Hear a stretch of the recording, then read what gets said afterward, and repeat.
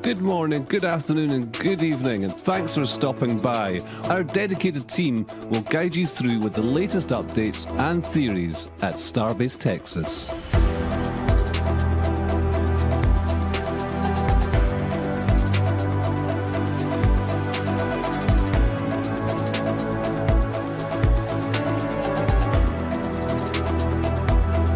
If you're new to the channel, be sure to hit the subscribe button and the bell icon for future streams. 9, 10, 9, 8, 7, 6, 5, 4, 3, 2, 1.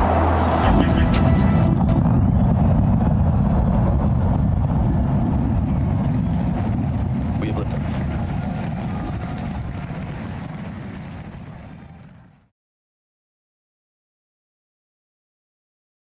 G'day everybody, welcome to RGV Aerial Photography's Starbase Weekly episode 213. We've gone for another flyover this week with some beautiful weather, as you can see in this photo straight away. And we've got lots to talk about. Today I'm going to be joined by Matt as well in commentary. G'day Matt. Hello, hello. Lots of changes to look at this week, so pretty excited for that. And I've got Event Dudes with us as well. G'day Event Dudes. Hey, good day. We got so many photos from double flyover, ground shots, a lot to talk about, lots to go over. Awesome, yep. Indy's going to look after you over there in chat with questions and donations. G'day Indy. Hello, I sure am. Watching out for all of you guys. All right, let's make a start over at Massey, shall we? There we go. Now, Matthews, we'll start down at the back of the site as per normal. So they're pretty well done with the whole installation of the new water pipe and the drainage pipes back there. So this site one here. Still haven't seen any actual connections yet. Actually, I'll go have a better look at that. Are they working on this? Oh no, that's just from dirt. That dirt's just there from making and backfilling that trench. I think we saw last flyover. This is full of gravel now, this Locks Pond. Let's look over and see if these... Wrong picture, hang on. I'm not sure if I've got a picture over the back there actually to see if these have been hooked in yet. But so far it doesn't look like that's an old water upload point, so I still haven't hooked in the water into the actual filling system yet. Got a CAPV over there getting tested, so that's still ongoing for them. Fire hydrants hooked up, and I'd say over here also they haven't quite hooked up down here yet either. So the mains isn't quite, I guess it must be getting close. We say that every week that it's getting closer and closer that the mains will be hooked up. So it shouldn't be too long before we see a severe lack of tankers bringing water out here to both sites, or to all three sites. Yeah, it should be exciting when we get all of that hooked up, so we're not seeing any kind of truck traffic from that. Plus, then we can fill up the FireX like that pipe was going to back there, and then we can also fill up the deluge, so they're not messing around with that. I did notice back in that gravel pit, they did the rest of the concrete, which is interesting. I must have missed that, but I know we just saw that one little small area in the center before, but now we have actual embankments and they smoothed that out a little bit. The mini flyover showed the gravel in it. Then the mum and last week's show showed all the concrete in it. We must have missed that. Oh, that's probably me. Stuff happens like that. But yeah, water pipe. It's run around. So we thought that pipe was in, and then it wasn't in, and now it's being put in for what we thought originally was going to be, which is just the deluge and then all of the FireX stuff.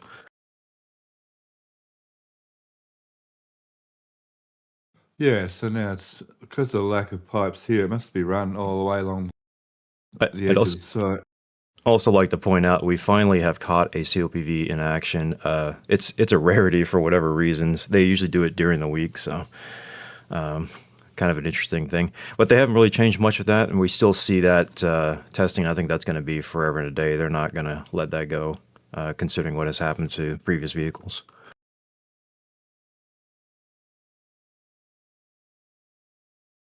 Oh, so it's actually hooked up.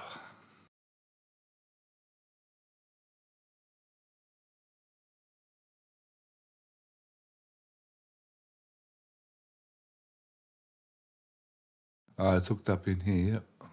Yeah, we've had so many flyovers where there's just nothing. We've had a couple where they're laid down, and it's just odd timing of when they do this. But yeah, it's good to see that they're doing that still. And along the side of the site, it looks like they've ran the water pipe all the way through here already, all the way around, past the GC building. They're bringing that pipe. They must be going that way around for some reason to get into that building or whatever. Or Well, the water tank is there. Yeah, but there's also that cut through here they're working on again. Yeah, they made that, 3 weeks ago? They finally cleared the one on the bottom that they had cut out, and they still haven't cut that one out. So yeah, so they've got their trenching all the way around here to, as far as I know, the mains water is terminated sort of here in this area here. yeah, the black bag is the fire hydrant. So Okay.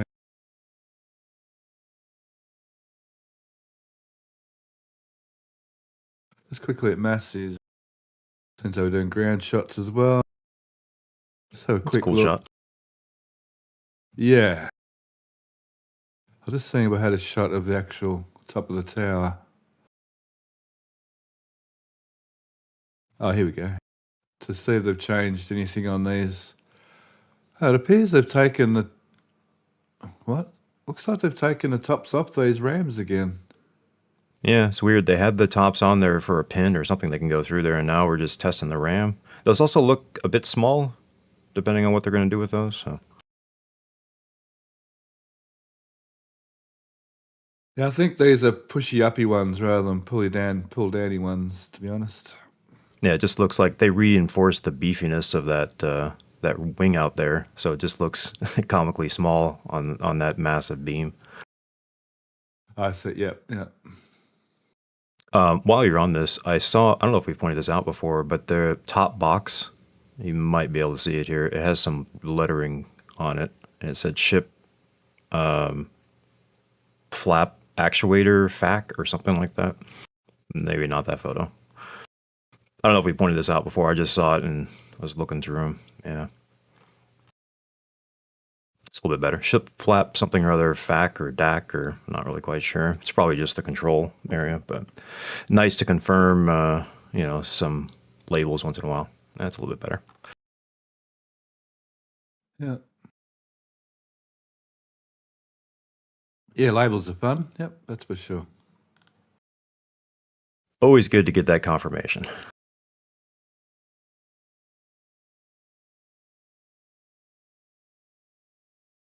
So that's about all for, I think. Let me just look down here. So they haven't replaced this side beam yet, and they haven't taken that one out yet. So I'm not sure.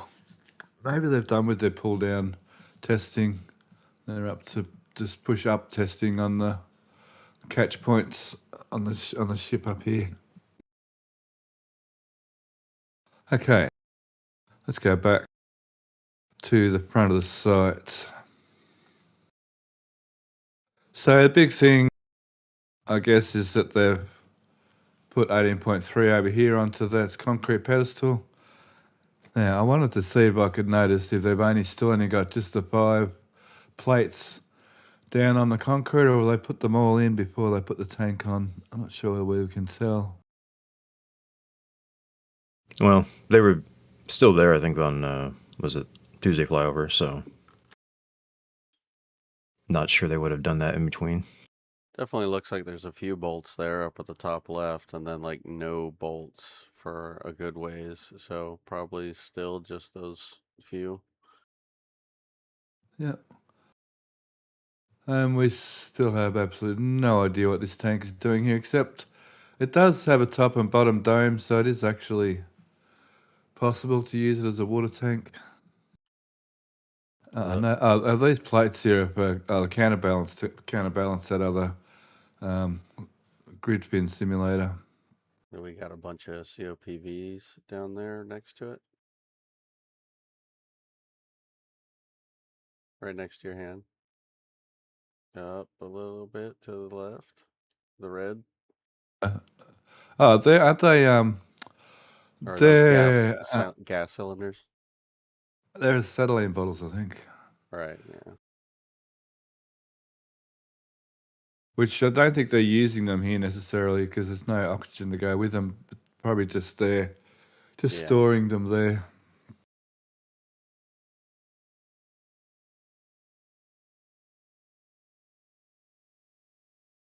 A water tower. I'm not sure about. I'm a bit skeptical it's for water because there is a water tank there. Although this is obviously significantly bigger amount of water tanks. So yeah, maybe it's a water tank. Maybe. So I was hoping a destruction area, because they haven't done one of those in a while, either water or nitrogen or whatever they will run to that. The oddity about being a water tank is why keep all of the hardware on it? If you just need it as a tank, you don't need the rest of the hardware there. It doesn't make any sense. Yeah. Also, the location doesn't make any sense. The way that it's plumbed in there, I guess, makes some sense. If we're akin to the SN2 style water tank that was over in the waste treatment area, it seems slightly lower to the ground, so it's almost less access. So just an oddity. That's why I was thinking hopefully just a destruction test of some sort or a stress test. It's a bit of a busy area. I mean, they'd have to clean up a bit for it to be a destruction area. And generally, in the past, they've had like full-on HESCO barriers or banks around the destruction tanks. Remember ages ago now, back here, they did destructive testing in this area. It was about here somewhere, and they had big dirt and HESCO barrier walls up around it. Yeah, I mean, I can still dream that it's going to be a destructive test. I don't know what else, honestly, it's ever, otherwise going to be. I joked about the fact they still have the hot stage ring on top of that, so they can mount the when they're done with the nose cone article over there, they mount that on top of it, and I don't know what they're going to do with that, but you know. Now, it doesn't have the right aft to sit on top of here. They can put that. You mean they can put this? Is it still here? That this thing. Where is it? They can put this on top of it, but they can't put this on top of it. Right. No, I was actually making a funny. I don't think they're doing anything like that. So Yeah, sure. Yeah, I know. People take it true, serious. true. Yeah. There's some digging over here. That I'm not sure what exactly that's in aid of. Almost looks like an expansion of electrical, to be honest.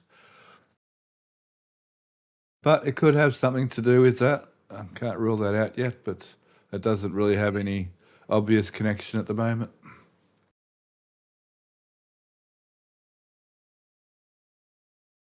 Nothing much happening in this area except that water line.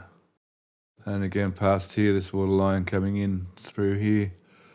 Now, down here, these things, how are their construction going? Oh, they're actually full on stands now with railing all the way around pretty well. And I don't know, they're not those same they're not those same pieces that were here. They've gone somewhere else to be used for something else, or they're being cut up. Those old L frames that were sitting around here for the longest time. So before you ask in chat, I have no idea what these are for. They do look like they're going to stack, like we saw with the staircase next to the tower. So perhaps they're going to stack in a similar way.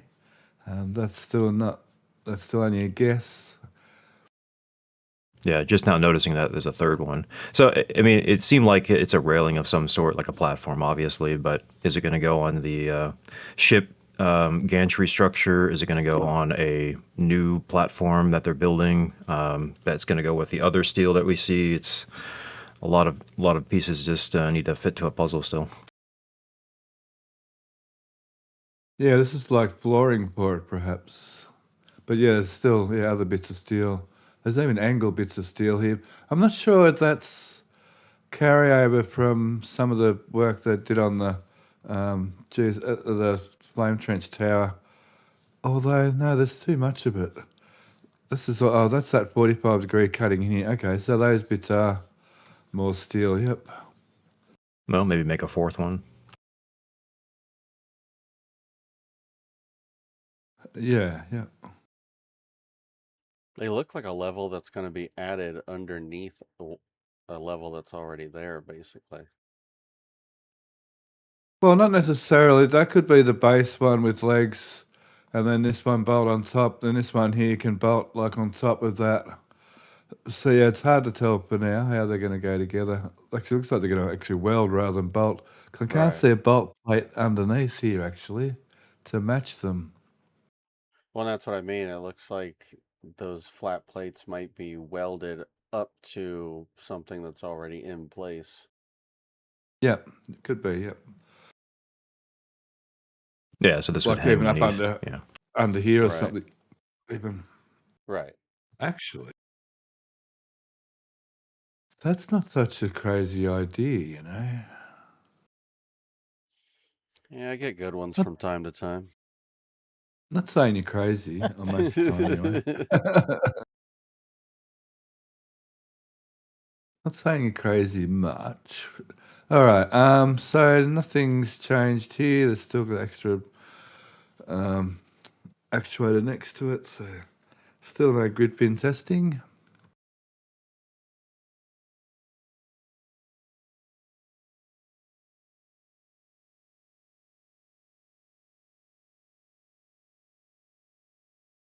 Okay. Let's go to this test article. Got some really good downward shots. These rollers, they seem very much clear of even the tank itself. Though it could have something to do with the angle we're looking at. Well, but that would be for the 9-meter tank, wouldn't it be? To guide Yeah, in. but even still, Oh, you think it it's even seems- more? Oh. Yeah.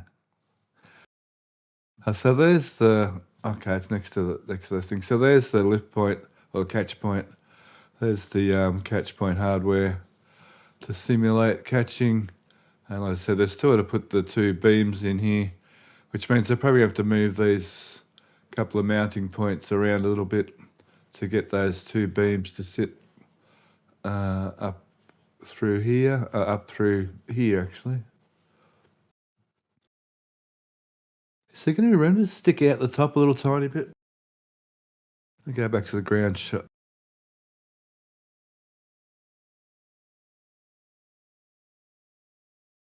Oh, it doesn't stick out too much. By the time they put the beams in through there, they'll fit. Yeah, so this is that test tank 43.1. We can see pipework here to match up with pipework here, which could be for the headers. This could be a pass-through for an actuator, a ram like we saw on, what did we see that on, 18.1 type thing. Yeah, we saw multiples of those. Looks like there might be a plate here on the stand getting ready to take that actuator. Feel like it needs to be more beefy, but maybe not. Where is that? That's over here.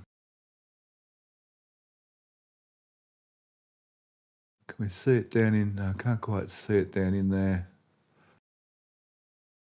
Try a different shot.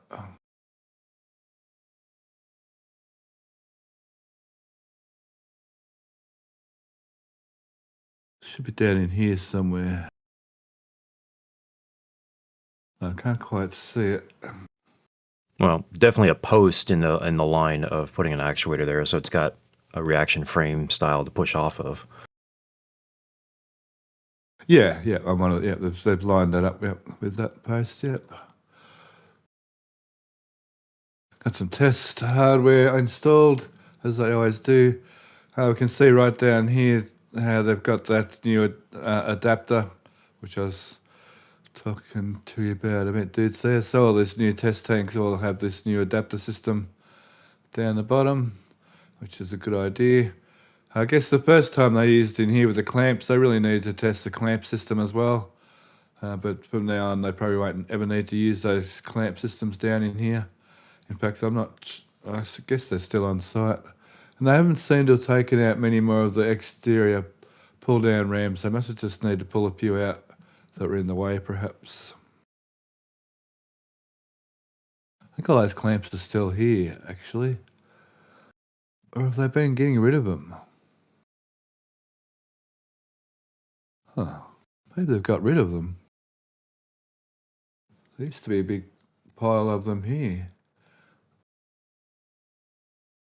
Huh, maybe they've actually got rid of all the old Super Crusher clamps. I can't see them anywhere in here. Well, I doubt they got rid of anything, to be honest, but they're probably somewhere else in storage. We'll probably find them at the airport site. So the actual grid fin simulator is still here. Oh, they would have gone to McGregor's. McGregor's, yeah. So I can't really... Hang on. I'll start that statement again. Can't really see too much sort of change much in the overheads here. Hang on, what's going on here? This looks new. And that's the bracket for the catch pin hardware. Okay. Yeah, it is. That's correct. Yep, that's what that is. Yep. So this is sort of laying on its back. It's got to be rotated 90 degrees so this is the actual landing rail over here that's going to go against, or vice versa. Hang on. Yeah, the bumpers are up, I believe, right now. Bumpers are up. Yeah, so it's got to rotate 90 degrees. Yep. Yeah, that's the bumpers. That's correct. The bumpers have to go up against the tank. Yep. Well, they don't have to, but it is nice when they do that. And we should be able to see them down in here. Yep. That's a good ground shot of the new tank. Now we'll So not much to see. Now over here we'll keep an eye on these frames. They've moved around. Still, I can see some of those gusset plates already going in there. Gee, heaps of steel. It's hard to tell. Is this steel covering up the hole here? Is it, I mean, a bit of both? Or is that the steel they're using to cut out the gussets with? So this is that little bit, is that right? The little bit left over. No, that's down here. Oh, that's that little bit. Where is it? That little bit left over from this. Oh, there it is there, in here, okay. So that was left open just for future use to join this bit of concrete. It's not going to be a wall or anything like was previously sort of speculated. So it's just starter bars for this next bit of concrete once they finish the concrete process. Okay, so back to these frames. There's still real no idea what these frames are going to be for. No, it's another one of those kind of puzzles. You can place it in so many different directions and different, scenarios.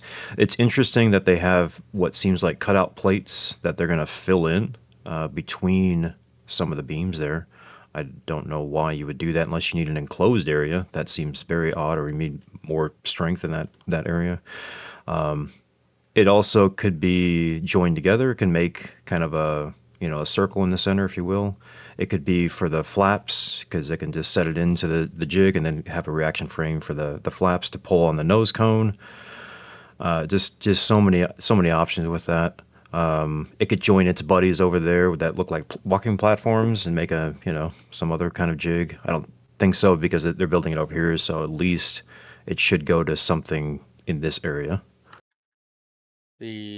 Another thought could be a kind of blast shield for on-tank COPV testing.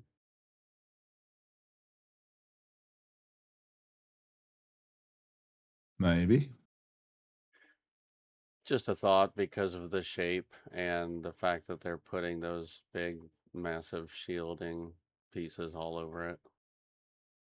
Now, there's something particular about the shape. It's too elaborate to be a simple shield. But I mean, like I say to everybody, you could be right. I'll have to wait and tell. Just quickly, while we're in this little area, they're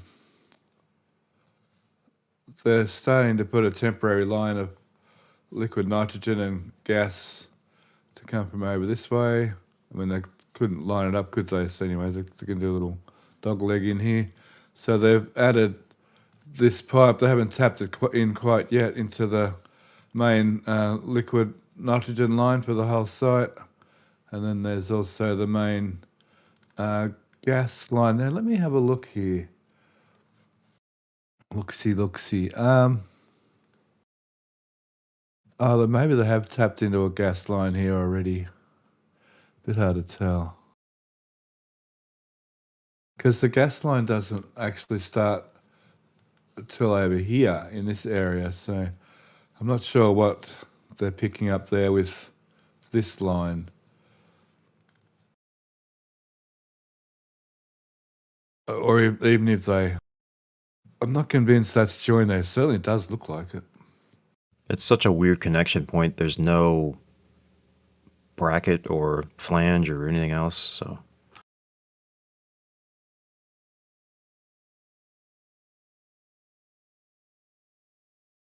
It's hard to get the right angle. Yes, exactly. Yeah, we've seen this multiple times with the force perspective of it seemingly joined together, but it's just below it, or it's capped off or something like that. But yeah, so they need to make some connections in there for the gas and liquid nitrogen line for this test to happen. So let me see. That's the used slab from the other day. So they're still breaking up more concrete around. There's the conduits coming out. Some going into that building, some going into that vault. So that's new conduits that are popping up. They must be popping up over here somewhere. I wonder if they're even coming all the way to this stand. Have a little look around. We can see it's a different angle. Let's try and find a front angle so I can find the other end of those conduits. I think they may even just be sitting underneath this dirt in here, actually. Because at the moment, this stand doesn't have electrical or commodities, so I guess that's what's going on with those electricals. Okay, let's go on to the LOX landing tank.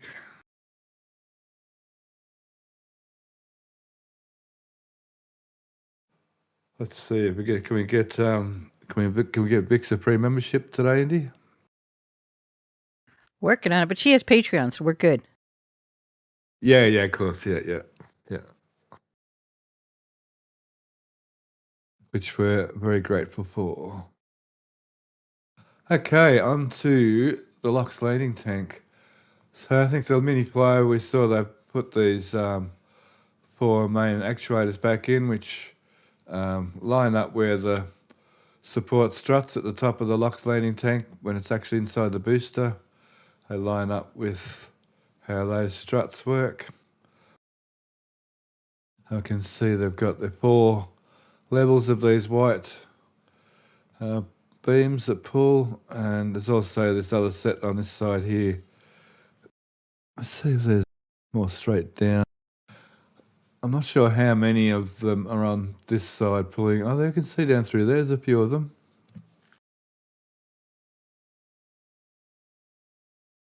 So this thing's getting pushed and pulled around quite a lot. What's down here we can see on the ground shots, we get to see the 4 levels of actuators here, plus all their chain blocks holding up each bar for now until they start pulling on them, starting putting tension on them. All the way to the top. There's a massive plumbing up in here. This is sort of all new. This looks like some kind of column, sort of what you see on top of a brewing machine, to be honest. I wonder if it is some kind of column, liquid vapor sort of column. It's got monitors on it. It's definitely part of the quotes machine. It's got a couple of vents. It's got plumbing going in at different levels in here. Yeah, I just noticed that guy with a laptop. I was wondering if he was programming anything in, but didn't see any cables, so.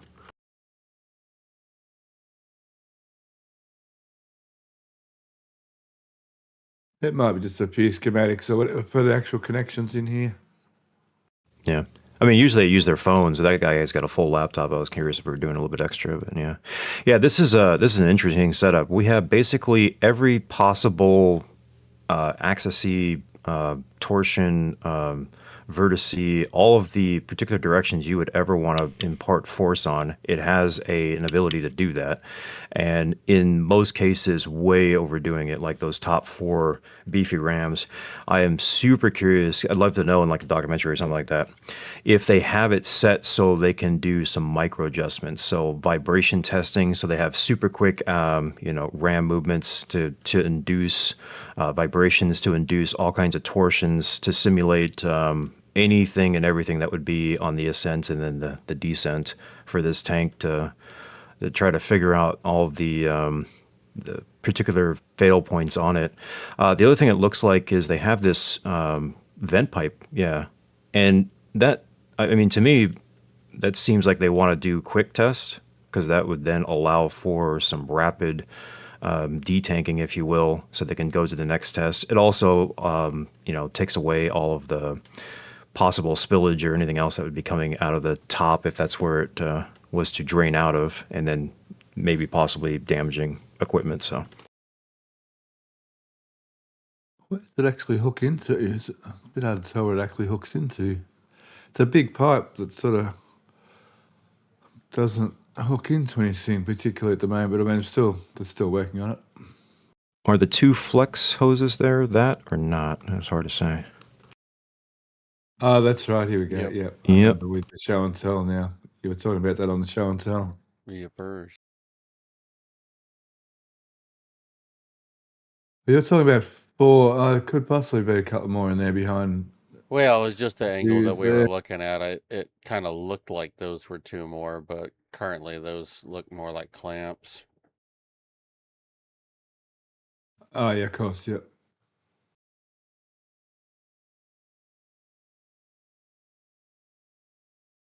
Yeah, we know they did all kinds of testing with the methane down tuber, if you will. So this is kind of a rehashing of then testing the side tank, which because of the way that it's mounted offset and the way that it's positioned, it has a lot more forces involved with it that have the ability to either break or cause, vibrations or issues with possibly landing.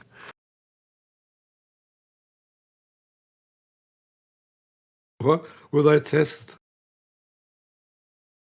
Oh, the human ships. I thought the little emoticon was hiding the word ships. Will they test? What I read was, will they test the human this way before use?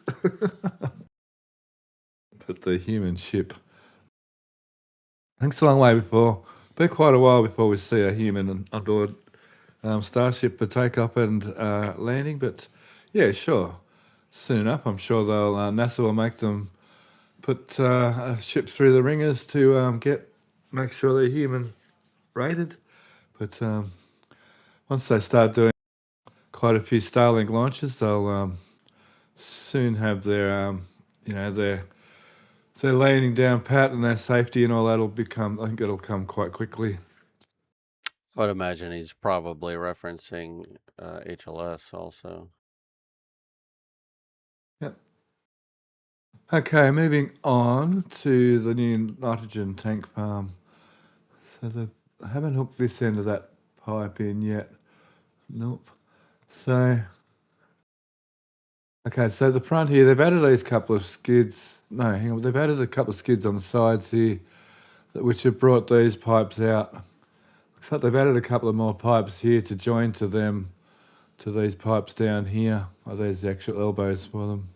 I mean, the T-piece for them. So this isn't quite as ready to be commissioned as I thought. In fact, have they got it? Oh no, it's still connected down through there. Okay, so it is still connected. So they've got the gas here already, so I'm just sort of wondering what they're doing here with this extra gas line and so on through here. So I'm sort of I've been predicting that this gas system will be removed and maybe this is a new gas system over here. I think it was suggested maybe a vertical tank. Is that are they the embeds for a vertical tank and perhaps some vaporizers? Yeah, that was the idea. This is the new zone for that. Just because of the fact that there's a triple triangle set of embeds like that makes sense. Seems a bit off, and then also should be two of them. So I guess if we see a second one, possibly. Yeah, Over and they here, have. maybe. Yeah, they have. Yeah, they have the two. What we think the vertical tanks have been sitting here at Massey's for a while. So. But these are different tanks to what they normally use for storage because they've got connections both top and bottom. These are more like the recovery tanks. But I mean, there's plenty of tanks, like you said, over at the airport storage slot. But these do have that three-legged base, so Right. maybe these are the sort of tanks they need for there after all. Could Like be, the and they Lux could one. also, yeah, they could change up how they're possibly redoing things, or maybe even trying to get locks back, or at least somewhat contain the lock so it's not spilling out everywhere. Yeah, for sure. Well, they have been doing that on various places. I feel like we almost need a OCD warning on some of these tank farms. See, these don't have the top fittings for the, and that is the Lux one. So maybe what you're saying. Yeah, and like you're saying, that there is plenty more tanks at the port connector. They can choose from all kinds of ones. I try to keep with if it's in the nearby area that I'm trying to say that they made some sense, even though they sometimes don't, and they're trying to use what they have in the area, not play a game of bring it here and put it there. Oh, I love playing that game. So these pipe racks, I didn't realise on the show and tell, these pipe racks seem to go to this slab, so maybe something else also going here to do with the whatever this whole system is. So still at room for the one more tank here with these two puddings. I still don't believe they're bringing that tank out. Well, maybe they will bring that tank over, but I believe there'll be a fourth. Oh, I see what it's saying about ACD, yeah. It's only these two tanks. It's only these two tanks that are different, to be honest. Well, it happens quite frequently, especially at Starbase. So. Mm-hmm. Like the two Yeah, rib so tanks. yeah. So possibly a new gas generation system going in over here, which I kind of expected that this will all go as well. So this line here eventually being temporary, as we can see in this photo too, that there's room for another super crusher to fit in here ahead of without having to have embeds in this concrete. So we could see a second super crusher over here, in which case there's still going to need to get this nitrogen system. I mean, this might be permanent with a second super crusher here. Feeds into both. Did they even leave a joiner for it? I mean, they can tap in joiners at any time. So this might be actually permanent. I mean, I know it goes over trench here, you're saying in the show and tell, but in time, this may be the way they run that line still, even after they get rid of all this, which still leaves this massive big area in here for more, test frames or whatever they're going to do in this area once they get rid of all this. Actually, they may even just rerun this whole line around here too, yet to clear all that area. Okay, so that's the new nitrogen farm and the old nitrogen farm. I don't think there's much more to talk about that. Down here is some of the new skids I was talking about. Talk about OCD. They couldn't run them straight. They had to be kind of crooked in here too. That's weird. And here, okay, there's that one's hooked in now. What about this one over here? This line was vacant. It appears to be hooked in now. This line here is not being used. And this one here is not being used. But this one here wasn't used either. Looks like they've actually got it over here, hooking into something. The fill station or popping up here. I'm still not sure what's going on in there. You can see here that connection to connect these tanks. So even though they're adding things, these tanks still might be being used. It's a bit hard to tell. The only way we're going to tell is if we get a test, if we can capture a test one day when we're doing a flyover. Yeah, still waiting on either a static fire or a cryo or anything.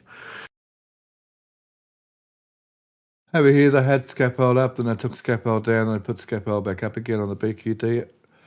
The booster BQDs for the cryo test stand. Lox farm. They done anything on the Lox farm? I couldn't see anything myself. I know there's been some changes in here that they removed this pipe and put this pipe back on again. I've added a couple of skids under here. Still can't see if they're connected or not. Well, they previously changed out the motor. Yes. Or two, yeah. Okay, we've got some questions and donations. Oh, we have got some. For Massey's, please. Yes, we have lots actually. We'll start off with the donations. Start off with PayPal donation. We want to thank Ulrich M. for donating $10. And he says, want the propeller turning? Please insert coin. Smiley face. And then Yazada donated $10 and says, thanks to Mauricio and the whole team. Then Rich R. came in with a $150 donation and says, so many flights, so many pictures. Thank you, Mauricio. Thank you, Rich R. Then we have donations from YouTube, right? Then we have donations from YouTube. $2 from Connings by Live, who said, love this channel. There was a $20 donation. Then then Methane Man came in with $20 and says, fuel train, fuel train. James Wilson donated $22 in 2 different increments. And then DegaCat donated another $10. Then we have gifted memberships. DegaCat donated 20 gifted memberships. And then we had a $10 gifted membership. So thank you guys all so much for your donations and your gifted memberships. We appreciate them greatly. And congratulations to all the recipients. For questions, Python was wondering, since SpaceX started COPV testing at Massey's, have we seen any indications of a COPV fail testing? Maybe, maybe not. Sometimes we see some water on the ground. They may pop one every now and again. I don't think they're testing to destruction. I think they're just testing, their whatever, the 120% type test. But every now and again, I don't know whether it's because they drain them or not, but every now and again we do see water on the ground, which could just be draining. It could be a pup tank, but I'd say no. Yeah, I don't know that they're making it in such a way that it would explode or, shoot out like it was previously doing underneath pressure in the ship or booster, for that matter. I think they're doing it in a safer mannerism. But, yeah, like you're talking about, the only thing we'll see is maybe some water. So if it did break, should be all we see. We shouldn't see a COPV flying into Mexico. No, definitely not. That would be a sight to see. Yeah, especially for the Mexicans. They might be used to it. DegaCat was wondering, is there a thought that they will finish the groundwork near the static fire stand and connect water SVC before bringing S41 out? Services, sorry.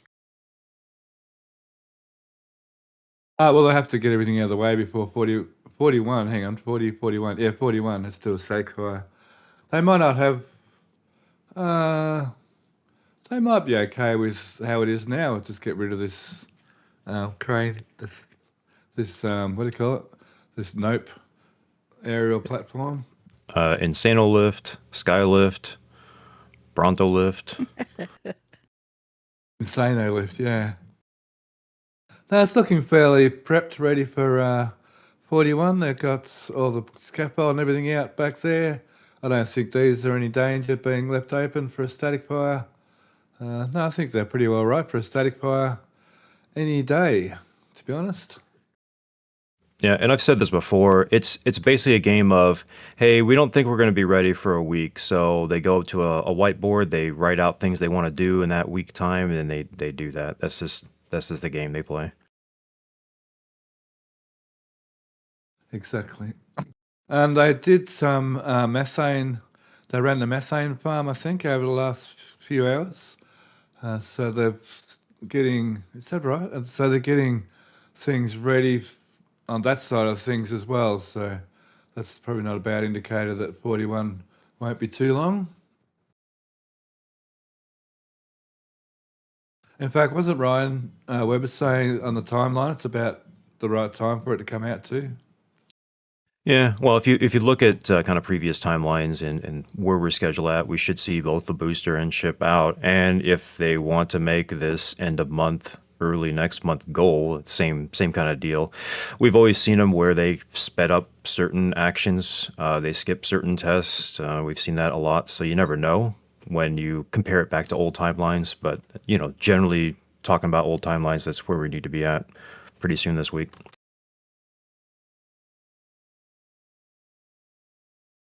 Cool. And all right. Go on. Yep. And then we got a couple of more donations that just came in. $10 from All for One, who says, let's get on this train. Indnstar's driving. So I said, hang on to your hats and glasses, kids, because this here is the wildest ride in space. And then Sharby donated $5 and says Starbase weekly episodes are his favorite. I'm so glad to hear that. We've got another question for you guys. Coffee Monster is wondering, why are they so interested in testing the LOX landing tank specifically?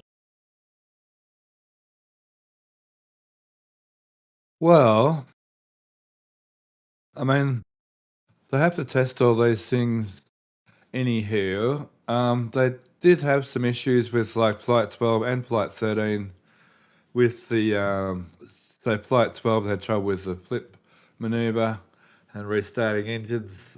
Flight 13 they had trouble with landing, actually the landing tank. So I think they're overcoming some difficulties. Although this test I think this test was pretty well planned and starting to happen before Flight 12. So like everything, they will fly without testing. They've done that just about with every version, just about every make and model of ship and booster they've had. They've actually flown before they finished testing. And there's things like endurance. There's one thing to make the booster work, then there's another thing to make the booster work, 30, 40, 50 times, one after the other. So a bit of endurance testing, a bit of trying getting rid of some weight. But yeah, the booster isn't quite performing as it should be. So this testing should help them a lot with that. Yeah, they do a lot of testing that's a duality. They'll do, the simulations on the computers, and then they'll build the real thing, and then they like to actually test the real thing. They're iterative testing. So they like to test the real articles. They get real data, because that's just something you can't get in a simulation realistically. So you want to do that in that kind of procedure. And we've seen that with the flame trench. We've seen that with all of the down tubers, the LOX landing tank. We even now see it with the qualification 43.1 nose cone. So all of that needs to be tested out, and that's going to push towards the idea of also eventually making this human rated, because now not only do we have flights for data, but we have the actual physical data that we have tested in any sort of mechanism. Yeah, that too. Thanks, Matt. Dudes, yep, perfect. Yeah, that too. I'm sorry. You don't know once is wondering. Down in Florida, they have all the details on each tank painted on them, on the pressure tanks, commodity tanks, etc. Do you think that they will go back and do that to all the tanks here? Aventu's favorite question. I believe, just based on the predication of what's at Florida, that is a Florida-specific concept. Remember, Florida is a little bit different because it's leased land from either KSC or CCFSS, so it's a little bit different on the rules and regulations. It's a different county. It's different. Everything is different. This is kind of a in Texas private land commercial spaceport that they can kind of wild west on a lot of it.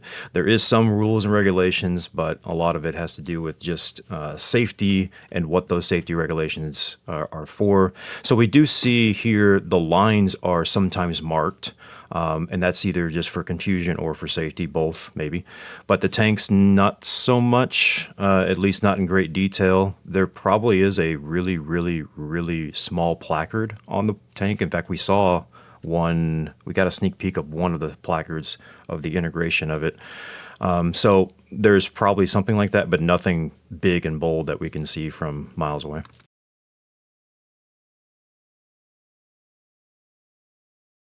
And then, Steph, do you want to talk about the land swap real fast? We have a couple of questions about that. Or do you want to hold on to those for later? Well, they're usually the Tuesday show. There is one question I noticed about a Massey's type test facility going over near Roberts Road, which is very interesting. We're wondering about static firing ships, so it looks like we've got an answer to static firing ships for Florida and cryo testing boosters. Once again, we might leave all that for the Tuesday show there for Matt, because Matt's always looking for good subjects to cover for the expanded show. So we'll leave that for now, I think. What do you think, Matt? Sounds good to me. Cool. Thanks, Indy. Mm-hmm. Then I'm done with questions and donations for now.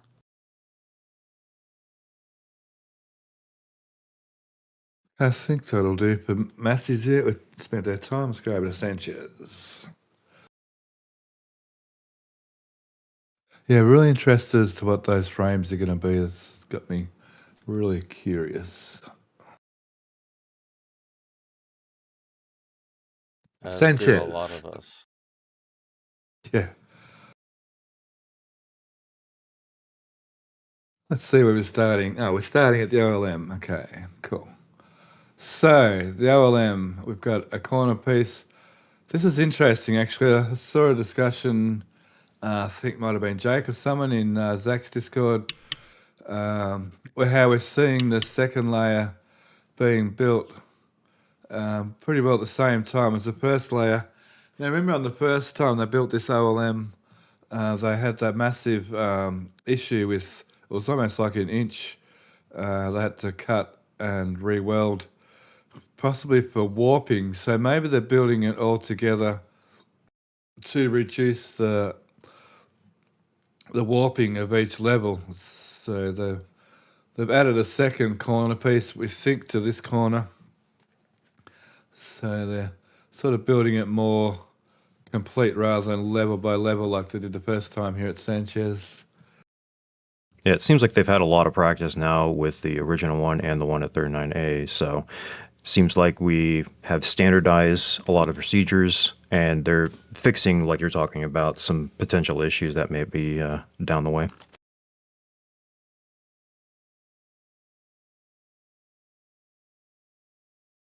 So the actual OLM's going along nicely. All the parts for the OLM are now here. That's right, isn't it? 1, 2, 3, 4. 1, 2, 3, 4. Yep.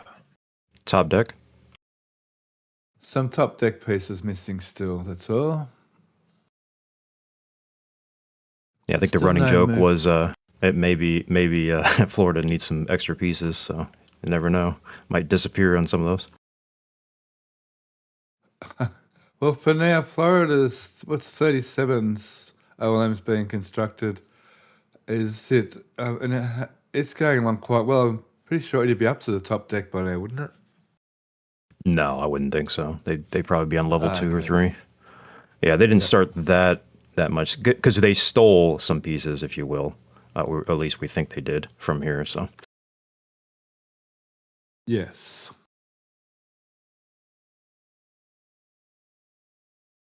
Flame trench bucket, flame bucket.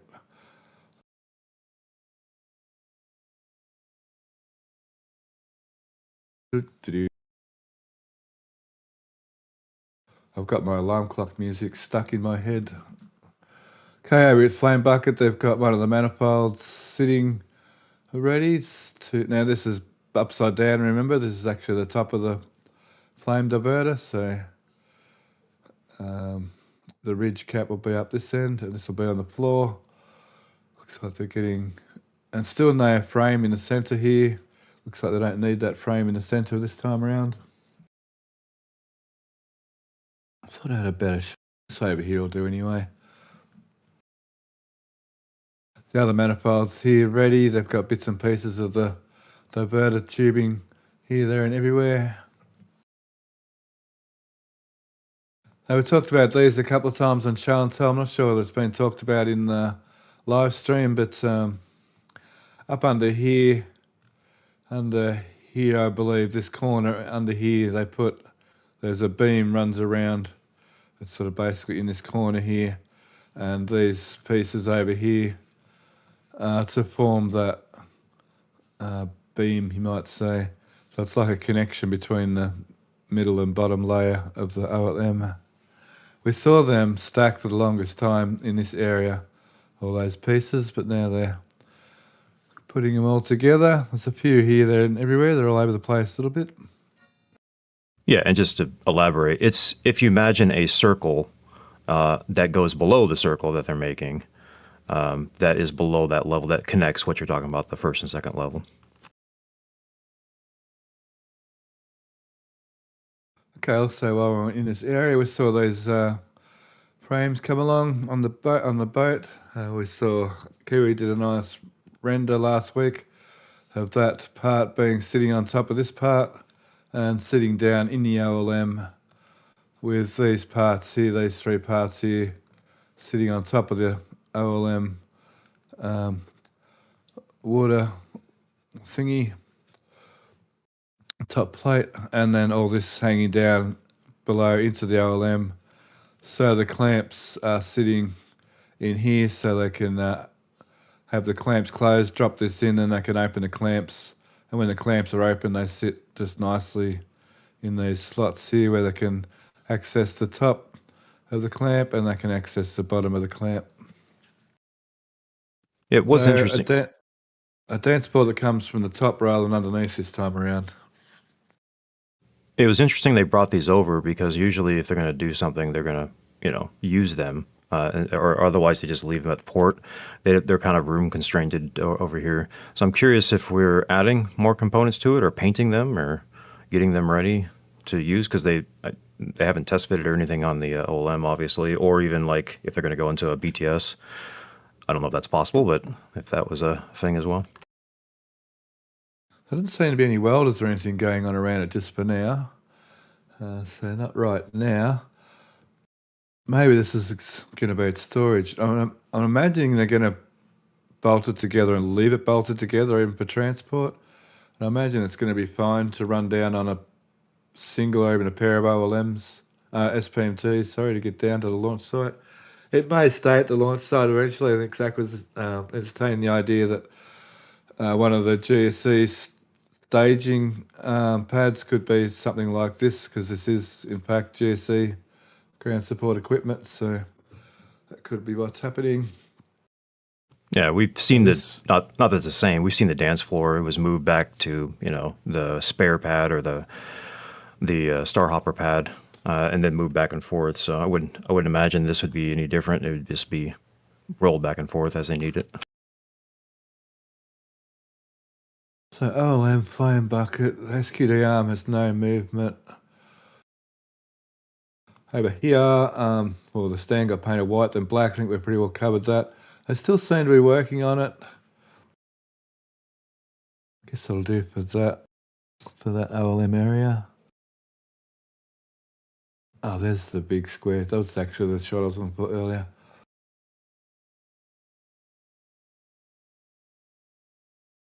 Nice up close of them. So they haven't put any of these plates in down here yet. It looks like they haven't even welded down in here yet.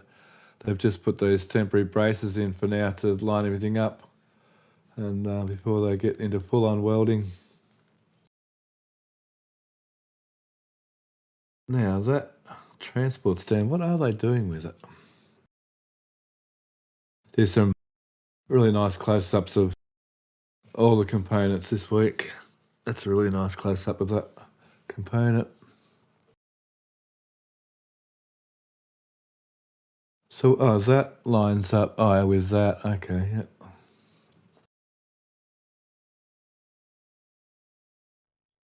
Now we do have some welders and cylinders. Oh, yeah, he might be getting ready to do something, yep. Yeah, there's a welder on the left side of the stand. There you Oh, go. down here, yep. Yeah. So maybe.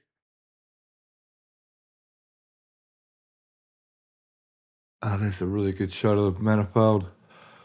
Is that actually welded? Oh, it's actually welded on already, but look at that. Looks like a weld in there. Got the welding in here now. So you're getting ready to put the pipes on. We can see the two connections here that obviously go to the two holes here in sequence.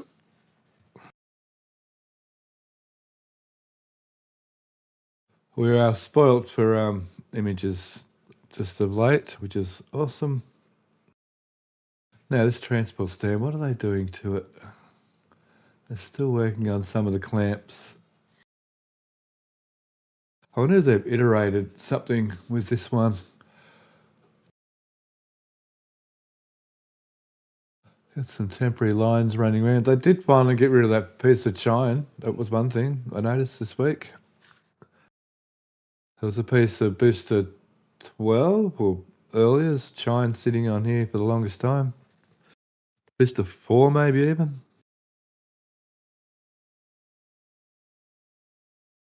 And yeah, moving along.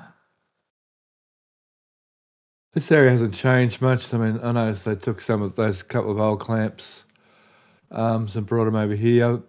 I imagine they're going to disappear and come back fully fitted out, to be honest. They haven't done anything with this new stand yet still this week, same as last week. Oh, they're kind of new. Not sure what they are. Kind of weird little stand looking things.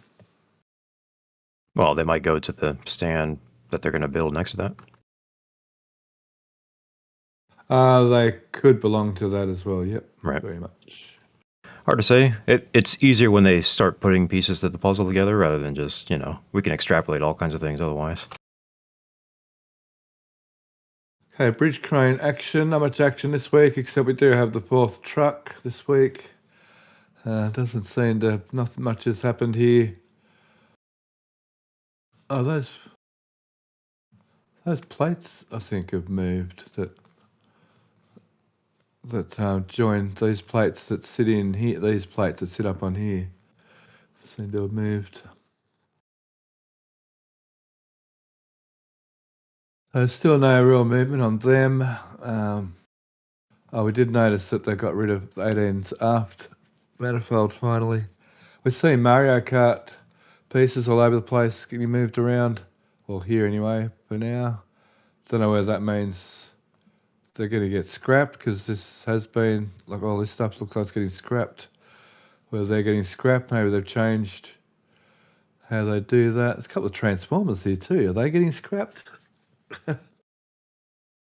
I don't think that's a transformer for some reason. No. No, me either. Quickly over here, the door. Now, the one they are assembling.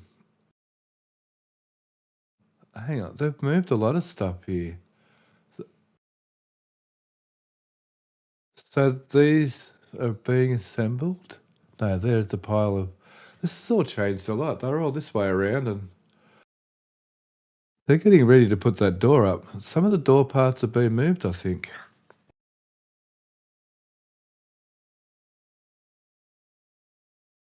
Let's have a look at last week quickly. I'd imagine they're trying to get that thing enclosed as quickly as possible. And just to translate, that's the Gigabay door is what we're talking about there. And they have small ones and big ones, and we're hoping the small ones are going in. Actually, we hope that none of them are closed, but, the smaller one go in. Yeah, because we saw So air this is conditioning work already happening. So I think they're really looking to get those doors in fast. So this was the 6th blow on the 6th of August. So yeah, like these big white beam.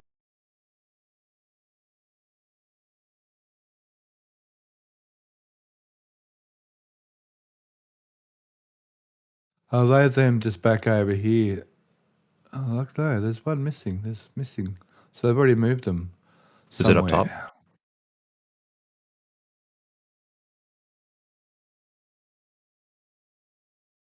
Looks like a slightly different style. Oh, they're massive. Anyhow, they're moving ahead with the door frames, so we may see the door frames go in sooner rather than later. And we'll cover that again when we get to the build site momentarily. Because there's a couple of, in the ground shot, there's a few interesting things going in the Gigabay right now. Cladding's still cladding away, doing the cladding thing. They're still doing some pumping over there. Now the power site, they're doing some more work at the power site. I'm nearly there at the power site.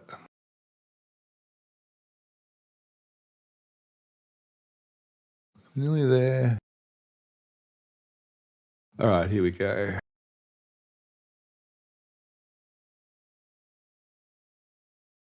That's better.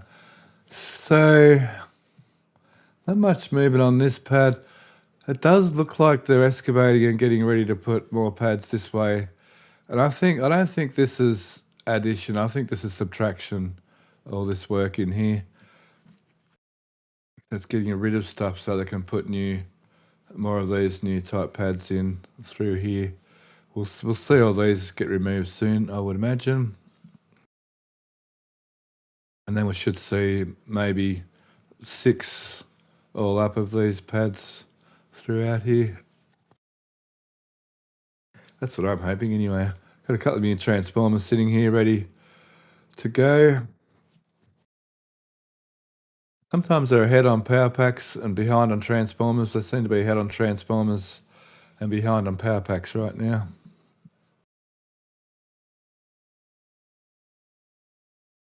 Crane yard, not much happening in the crane yard. Oh, there's those adapters. They might have they've been playing with these adapters, so maybe that's where they're storing those for now. They're for when they put a ship or a booster on the SPMTs, they put these adapters on first that locks the vehicle to the SPMT without having to use those beautiful chains they used to always use. Speaking of Gigabay, now going back over here, I'll go with this Rocket Garden area.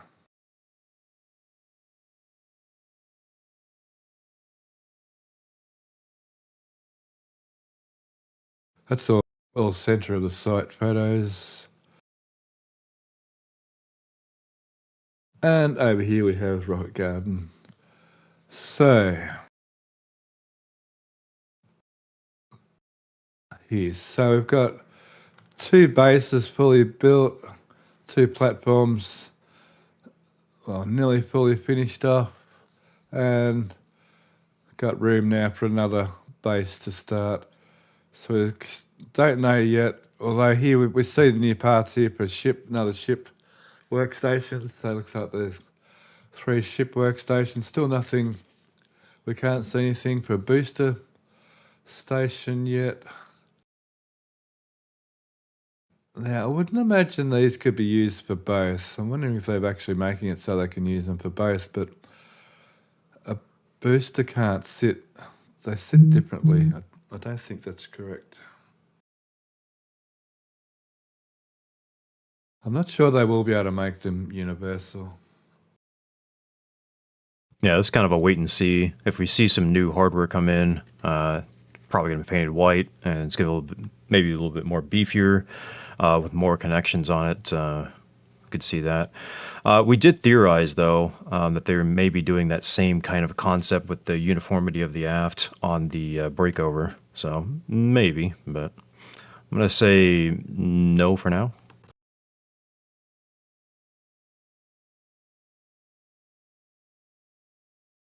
It's a big call. Yeah, but we'll really have to wait and see on that one. Well, it's not such a big call. It's a sort of minor call. This area here is, that's where all those that's where all those bits and pieces for the breakover was. Seems they're very cleared out. They have got a platform. I'm not, I didn't spot it in the ground photos, but I'll have another look. I'm not sure if it showed up in the ground photos or not. But there is a platform missing down there. And the way this is set up, it really looks like they're using this crane thing to work on this area here. Shadow's out and about doing something as well.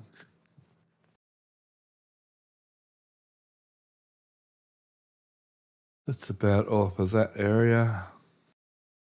Yeah, a bit confusing on why they're running the conduit and the fencing around there. It just, if they keep going into that area, they're going to have to somehow maneuver pieces to get out of that area then, because there's no way to get through the, well, you can break down the conduit, I guess, but...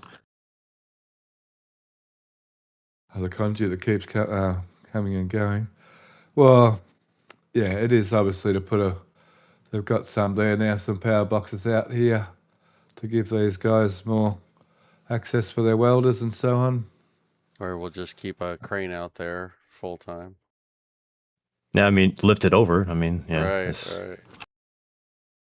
Well, it seems like they're building him here where the electricity is, and they're moving him out here to stage, and then from here they'll nick off into the Gigabay. They may even run him to the Gigabay with this machine yet as well.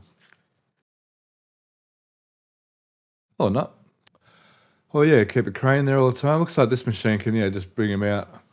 I'd say they're going to be some movement soon, although we've got to see them tear up the floor, as far as I know, in the Gigabay to put the proper bases in for these work stands. Well, yeah, there's your full-time crane right there. Yeah, yeah. Sitting on the left, the white one. Yeah, yeah, yeah. Yeah, that's what I figured that's crane's being used predominantly for.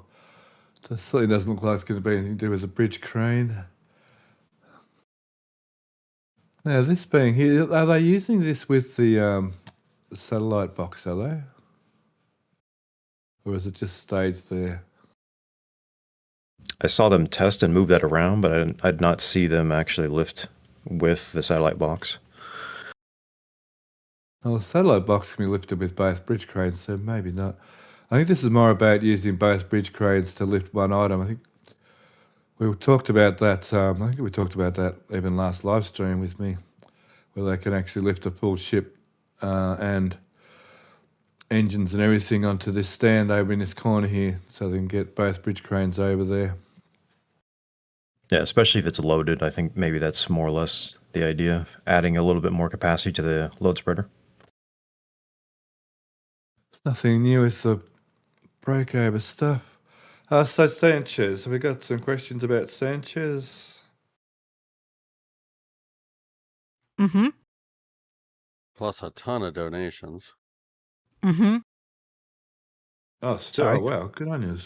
You're right. All right. Sorry about that. Had a mouthful of granola. My apologies. We got 10 gifted memberships from YouTube through RGV Aerial Photography. We got 20 gifted memberships from DegaCat again. That's 40 gifted memberships just on the stream alone from DegaCat. Thank you so much. We genuinely appreciate it. And then we have questions. Crane Man is wondering, any sign of widening the deluge ramps to spray more water on the trench walls? I don't think so.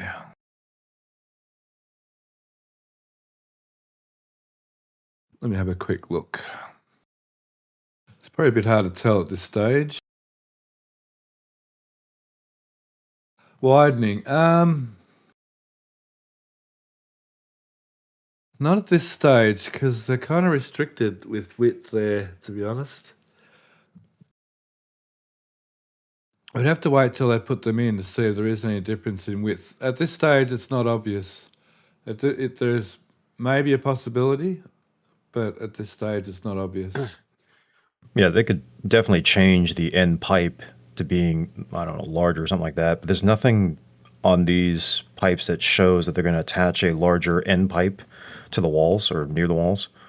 So I expect realistically what we're going to get is that fourth pipe that's not being used right now from the deluge to be plumbed in and have some spray on the walls. Yeah, and weren't the small pipes counted? And it's basically going to be the same exact number as the first or pad 2. I want to say my last count was 105 and they needed 120, if I remember right. I haven't counted pipes in a while, though, to be fair.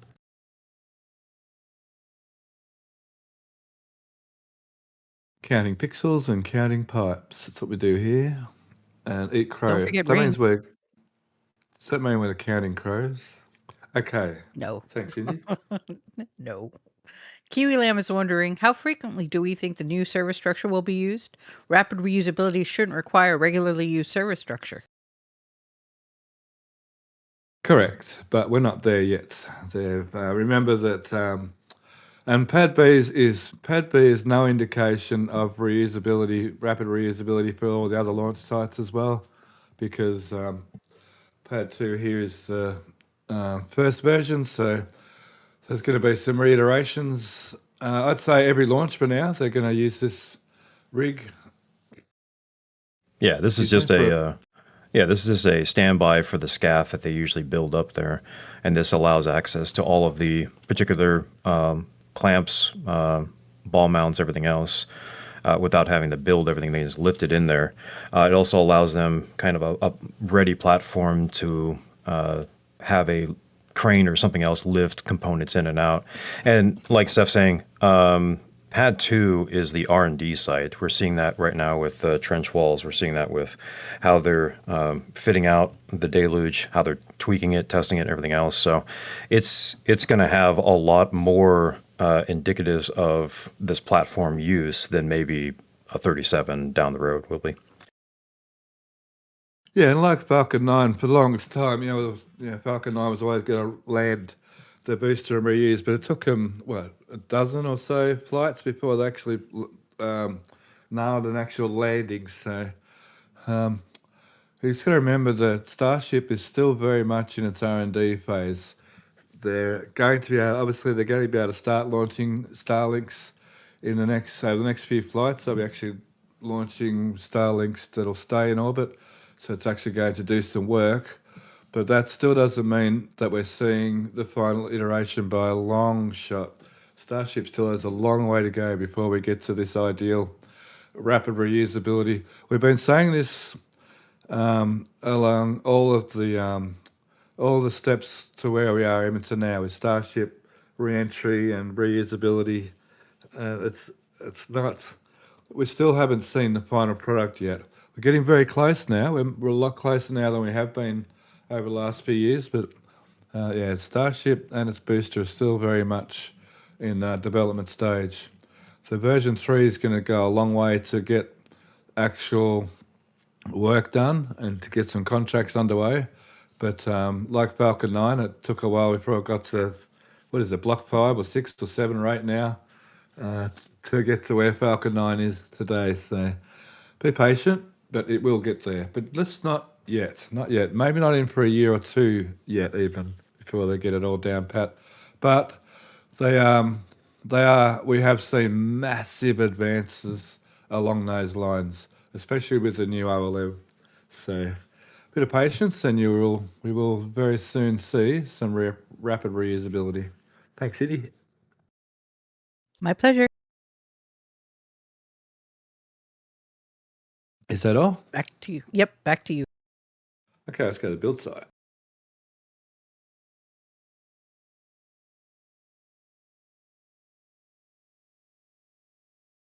So weird looking build site.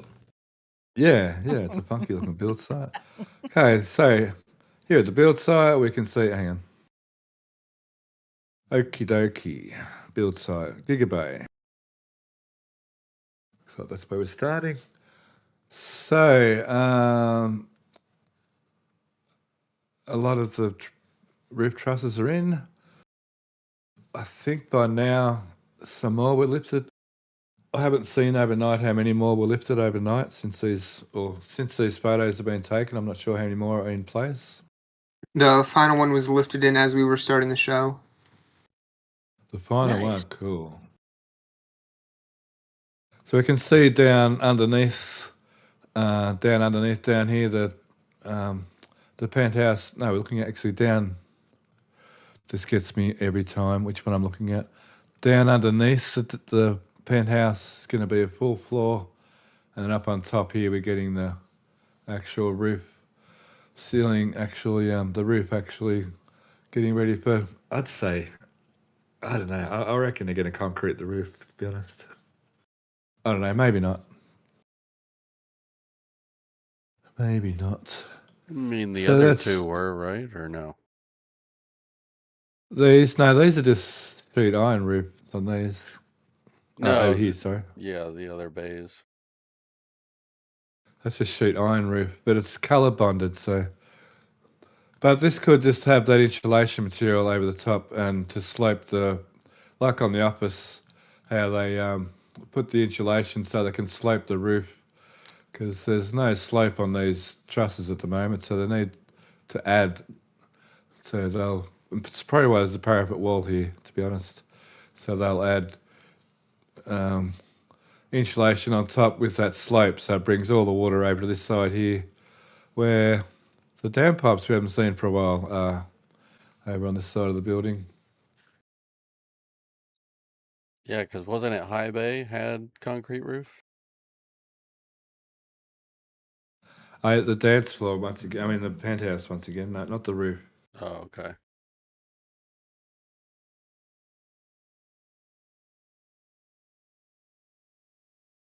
Now, inside Gigabay, sorry. I haven't found that work platform yet that's been constructed as of yet. But what I did find, let's find the right photo. I need the left-hand aisle. Okay, here we go. So we're looking at, that's the back of Mega Bay 2. 1. Mega Bay 1, sorry, yeah. This is still not correct photo.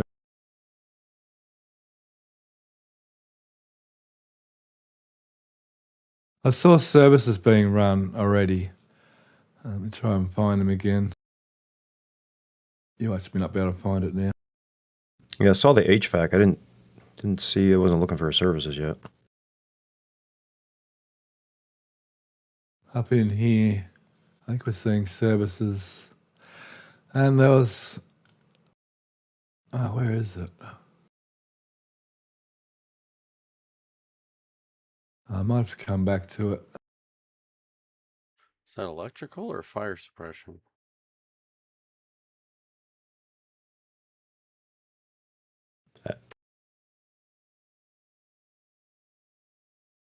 Oh, it's covered up in this photo.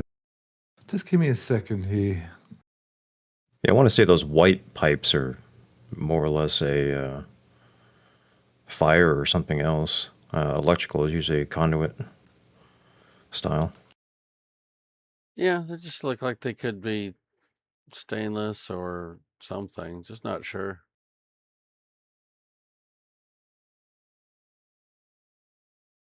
Yeah, I did see the HVAC being put in Here we on go. the sides. Oh, good. These are the photos.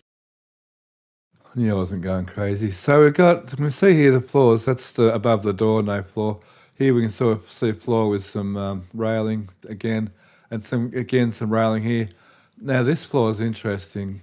I'm not sure whether this is steel, wall studs or what's going on here. It doesn't Aluminum? seem to have. They use for house framing. They use steel framing. But usually there's noggins in between. I have no idea what's going on here, whether it was even discussed, but there's a lot of it, whatever it is. All this vertical stuff with some interesting horizontal pieces that do look like steel framing for housing. So whether that's actually just a wall or something going in, I'm not sure. And down here, somewhere here, yeah, there's indications of services going in a few different places. That could be a cable tray, but I'm not sure. Oh, I see. You're seeing the silver pipes behind that, Matt. Oh, well, no. I was looking at the ones that were hanging from the ceilings before. No, I mean below this picture where you had what looked like a rack. Below that is more pipes. Right. I gotcha. So it looks like they're already installing services, already starting to sort of do some sort of fit out in the Gigabay, which is expected. But like I said, I haven't actually had a good look at these ground photos to see if I could find that platform that had been built, because I didn't actually go through a show and tell, so to speak, with this set of ground photos, I don't think. There's somewhere in here, we think, or on the ground. There's a good shot up there of the roof and the penthouse. You can see the roof further up and the penthouse down in here.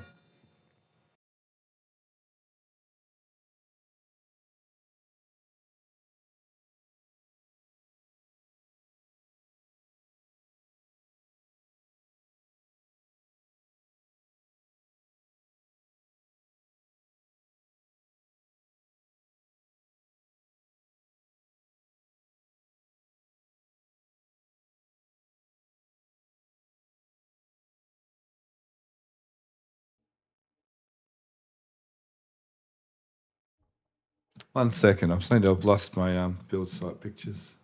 All good. And because they're now putting in HVAC to the Gigabay, it's a nicety that they're going to either have for working inside of the booster or ship, and or they're going to probably have some offices slash cells that are going to be also requiring some HVAC. Because otherwise, if you open the door, you're going to lose all of your HVAC. So it's not really help for the whole building, but just for individual usage for cells and booster and ship.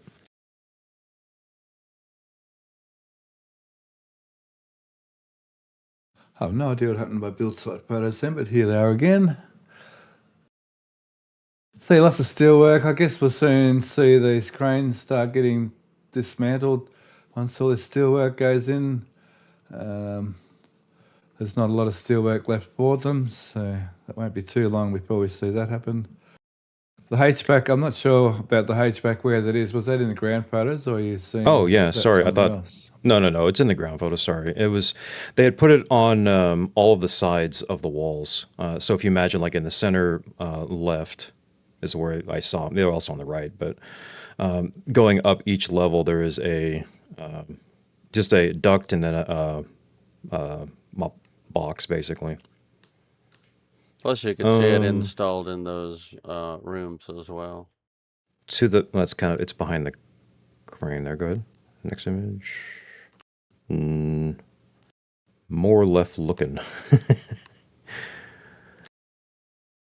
Yeah, the square ones I think is what well it looks square to me anyways.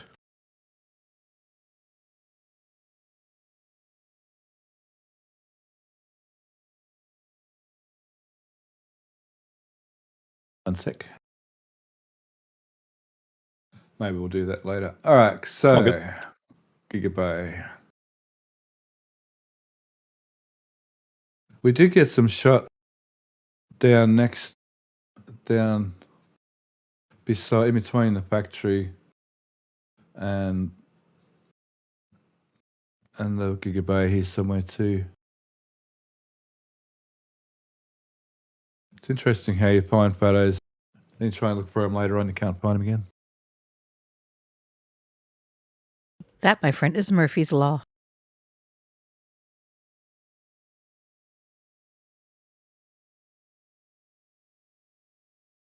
So we're looking at 40 for the 42 there, aren't we? Some tiles up it.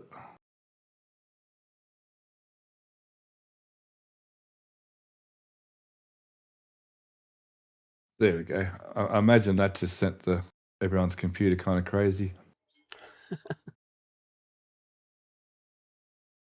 Oh, yeah, a few shots down, sort of in between the two buildings. Doesn't really show, not really showing much at the moment, but soon we'll see some of that framework going up to connect the two buildings together. Boy, that's a pretty heat shield, I tell you. That's looking so nice and even. Like with the reflections, you can see the reflections, how nice and even all the angles and everything are. It's looking like spot on. Okie dokie. Yeah, it's a far cry better than what they used to do.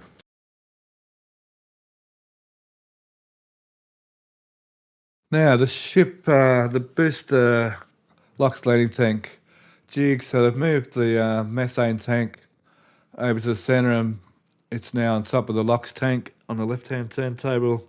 And was it within a day or within not much time after a day's worth?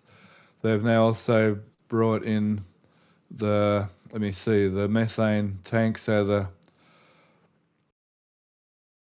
methane tank. So there must be the forward section and the next section down, is it? That's come in already. So booster 23 is now under construction. Is that right? Yes. Which is not in that building. We hope not. In here. We see a booster in Mega Bay 2 where actually we might be seeing a breakover happen. So three boosters in the hangar once again, or part thereof, which is awesome to see. And still only two ships. We haven't seen 40. What are we up to? 41, 42. We haven't seen 43 yet, have we? Come in yet?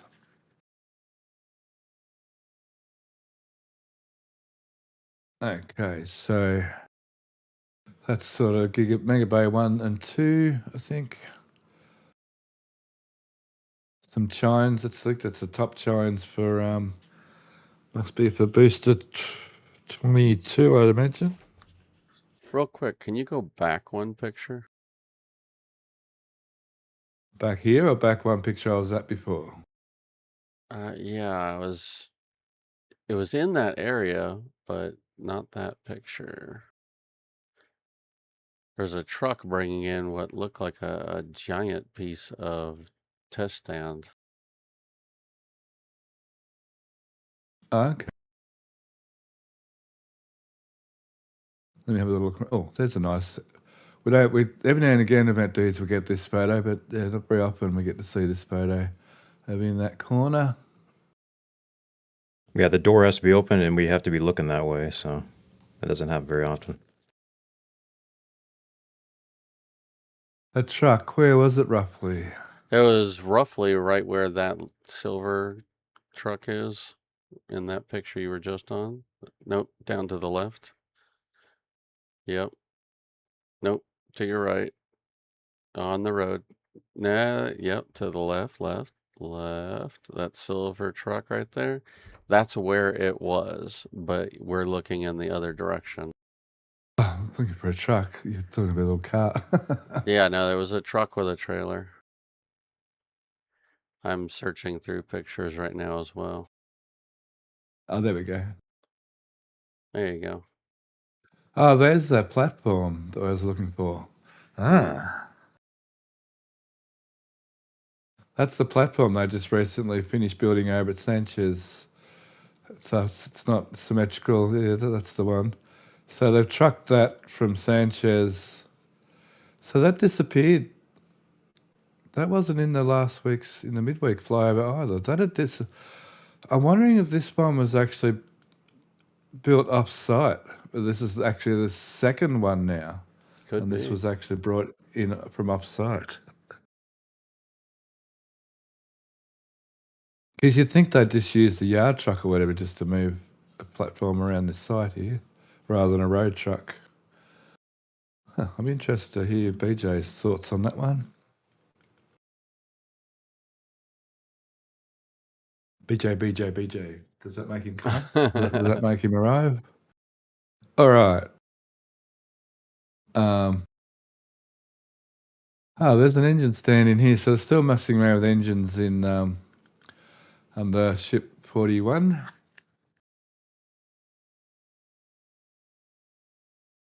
So 42 has to go out and get cryo tested, then brought back in because 41 needs to stand empty to do the Starlink loading. Boy, it's a real shuffle at the moment in Mega Bay 2, isn't it? Okay, let's move on to this site. So last week we had some all sorts of different pallets wrapped in tarps, and some of it went in over here. We saw last week this get covered, and now this week this side's getting covered as well. So some kind of perhaps just underlay, because there's still a gap down here, so we still may see that flooring that water can pass through get put onto here yet. I don't think we've quite seen the finish of all this yet. There's another layer of stuff. Oh, is that the layer that picks it up even? Maybe that's the layer that picks it up. That grey layer. I'm also seeing the corner. Oh, that doesn't show it. I'm also seeing the corner with a 45 degree there as if it's sort of part of when we're seeing on the top of the opposite map when they're doing this top layer not being dead flat to allow water to come up. I'm wondering if that's sort of part of that sort of drainage system. Well, it's the cutout of the tiles or whatever that is to go that way So it's not just rectangles all the way through, I guess. If this is but it shouldn't be a top layer anyway, so that really shouldn't matter. I can see. I could see the little step up on this side. I was wondering if I could see the little step up over on this side. It should be pretty Yeah. flush, if not very close. It depends on what this top layer is going to be. Yeah, it appears this is the final layer, to be honest. Yeah, no, I mean like a Same surface here. finish, whether that's your rubber product that you were talking about for the, well, what we spec is the splash pad, or some other treated hard surface, something like that. He thinks they might put this surface on top again. Oh, this went straight down directly on concrete, this stuff. So I'm thinking Right. this is more like pebblecrete or some kind of additive into cement product here to make some kind of pebblecrete. Or, oh, they've cut the pipes off too. So they're flushed like, gee, that reminds me a lot of self-cleaning pop-ups they use on swimming pools, but they might just be, they can plug in like water fountains and that later on. So this, boy, if that's not covered with water, that is going to get very, very hot. Yeah, a similar product, something like this, but you can tell that the writing was still on the material that was on the top level there. I'm pretty Okay. sure it's going to be a very low level type of fountain or reflecting pool, because we did see that statue coming in. Did you see that, Steph? Who was that of? We're not sure, but it's definitely a humanoid figure. It's over right to the left there. It's yep, right on top of the red bit. Nope, up and to the left. There you go. Oh, is that in the ground photos? I don't believe so. No, because it was arriving Star- when the flyover happened. Yeah, so Starman? I was gonna say, I wonder if it'll be a Starman statue. We were thinking that, or maybe an Optimus spot, possibly. Okay, yeah. Oh, there's something I missed. I'll go back to that in a second. There's that nose cone Optimus is more section. Tesla than SpaceX, but it could be Optimus. Yeah, but they are also going to be using them specifically for the Mars missions and stuff. So Yeah. that was the thought behind that possibility.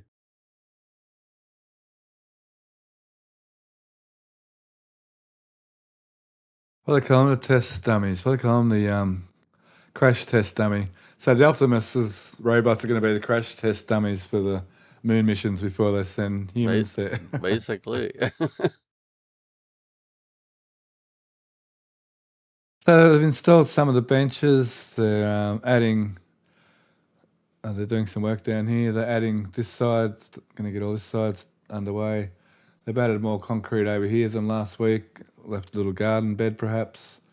So that's all happening. Not sure what these two areas are going to be. Whether they're going to stand a ship and a booster up in here, or whether they're going to put a layer booster and ship down over here. I'm not sure yet.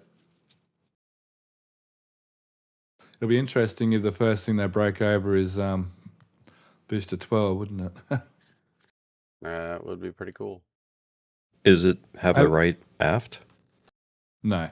Maybe Okay. they'll wait for the first version 3 booster to get caught to put in here. But they could stand, booster 12 up in here, and they could stand booster ship 20. Oh, that reminds me. Going back to Sanchez quickly, I didn't realize this. The top of ship 20 is looking a bit rough these days. Look at it. These are the old lift points, the old 6-point lift points. And the old tiles are starting to fall up. It's some of the tiles are falling off. The old adhesive is starting to leak out. But yeah, she's looking a bit worse for wear, that's for sure. It's doing pretty good considering it's been out in the elements so long. So. And speaking of nose cones, I'll drop back over there now. We've looked at this Star Park. There's nose cone over here in the ring yard. Here it is. It looks like it's been a test article again. They do this quite often where they've set up a new welder on a new jig, or they set up a new jig, or they set up new software and a new jig and a new welder, and they start cutting coupons out and so on. There are some missing stringers, but we do get a tapering. Obviously, there's stringers start not being used.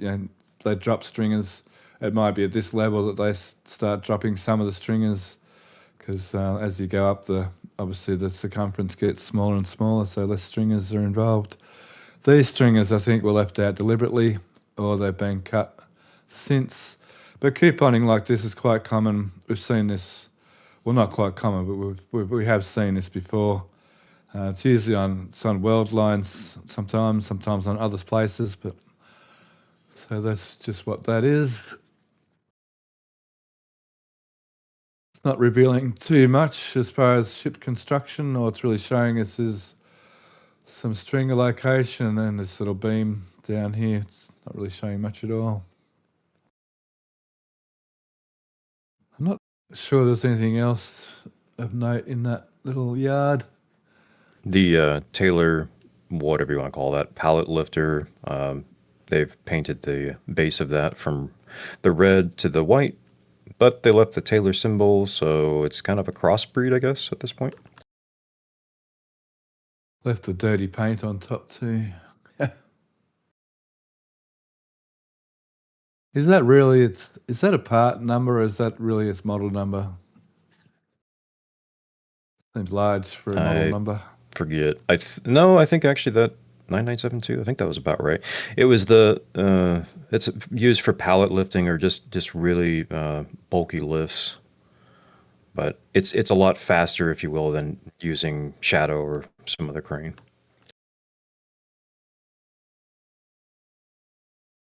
Pallet lifting, but isn't it got a normal crane hook on it? Sorry, container. I was using the wrong word. But yes, yeah, it's just that's one of the attachments. They can just lift, rolls of steel or anything else. It's just a really quick lifter. Oh, they can attach a container carrier onto it. So does it have a winch and drum?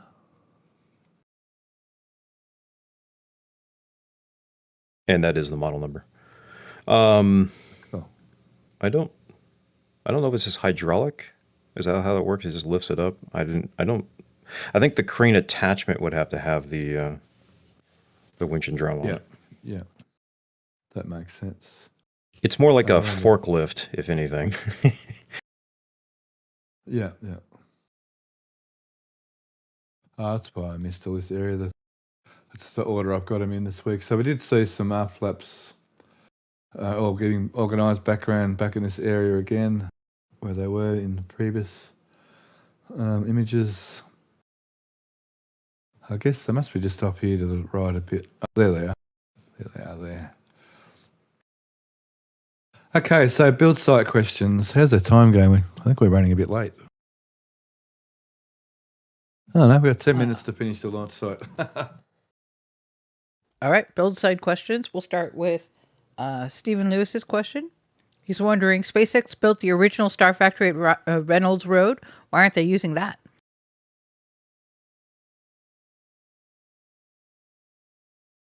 The one at Roberts Road is being used for something. I'm not sure exactly what it is. I think for a while it was used for Starlink, but I think it's maybe used to make these the skids they're using all over the place. Things change. Remember, Starship is SpaceX is a very rapid reiteration sort of company. So their plans at Roberts Road changed, and their factory is going to be significantly bigger. I think at Roberts Road, the factory is only like about sort of this big, only like sort of this tiny bit, and nowhere near sort of this big. So they sort of changed their direction there at Roberts Road a little bit. Right. Because remember, even in the very, very beginning, the Starship originally was going to be built at Florida, but then there was that kind of race for a little while where I'm not sure whether that was how factual true that was between Starbase and Florida. And Starbase won, so everything's getting done over here, but it's not big enough, and they've moved where they want the factory. I hope that answers the question. For what's with the factory at Roberts Road, if you see that that one gray, like sort of silverish gray section, move your cursor up just a bit from where you are. Nope, further up, back towards the back. There. Nope, other side. There. Yeah, that section you have your cursor on right there was the original section of Star Factory built. Bring those edges of that straight out to Highway 4, and that's roughly the size of the one at Roberts Road, which was, it's basically the width or the length, width, however you want to consider, of the original tents up to, from there to Highway 4 is roughly the size of the one at Roberts Road. That's right. It's this way around, isn't it? Thanks, Josh. That's Josh, isn't it? Yeah. Yes. And it's used for Falcon refurbishment currently. That was the way back plan when they were maybe not going to get the approval to actually build the launch site here because of the environmental issue, and they were trying to change over, and they were building 39A, and it had the weird looking tanks, and they self-built tank, and they've taken that down. It had a bunch of, and that's why the tower is the way it is at 39A and everything else. So that was part of that, where they're going to be the Star Factory over there, but that all got washed away. We're still waiting on the actual Star Factory to be built in the Roberts Road expansion area next to the Giga Bay. Fair enough. Nate the Great's wondering, why have the ships and boosters just been staying in their mega base? Rather than the rocket garden, well, they're basically being like they come out to do their cryo, and then they come back in to get their engines, and then they go out and do their static fire, and they haven't had any boosters like spare at the moment. They're flying them as they're building them. Basically, they're not parked in there; they're being worked on in there, and then they're flown, and then they're building the next one along.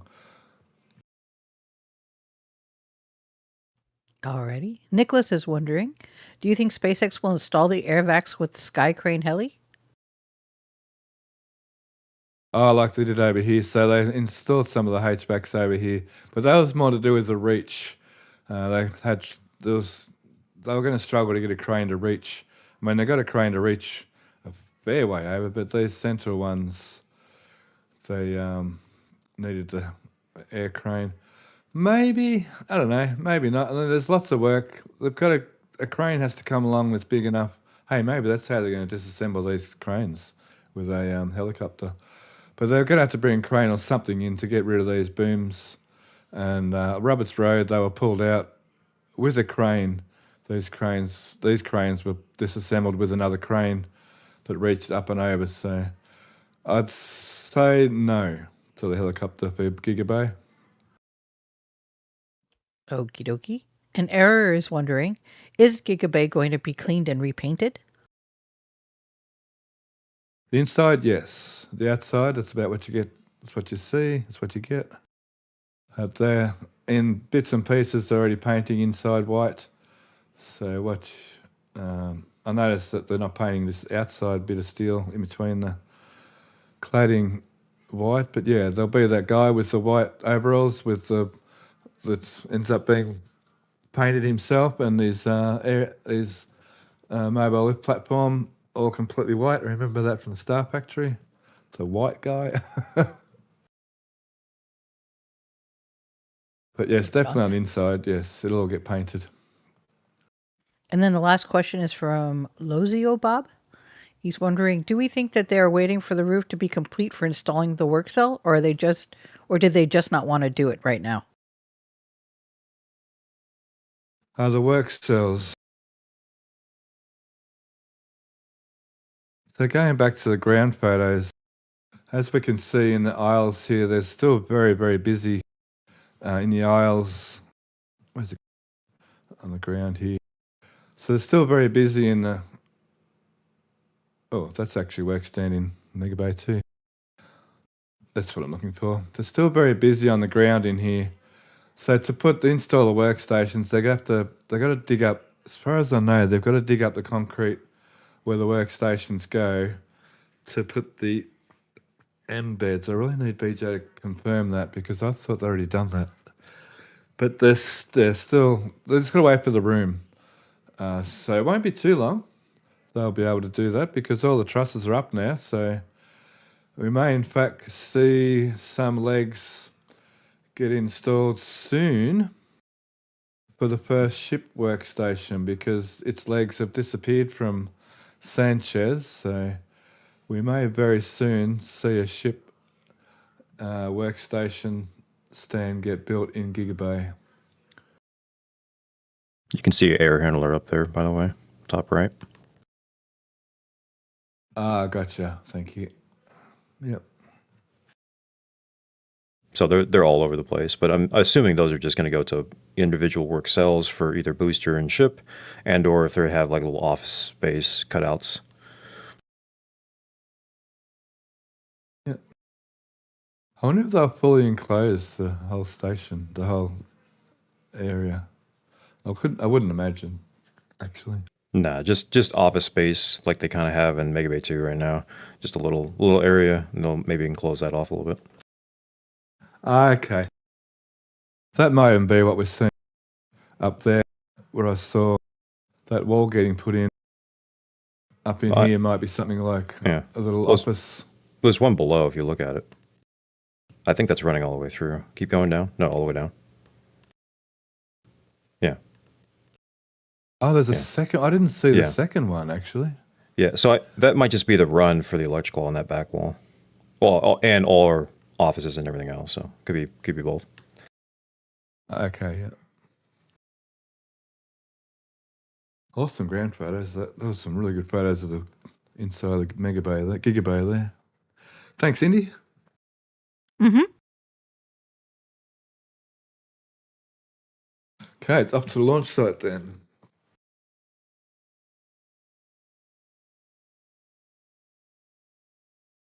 Okay, we can do the launch site in 3 minutes. We'll have our 2-hour show. I think we can All right. 2 hours somehow. I'm ready.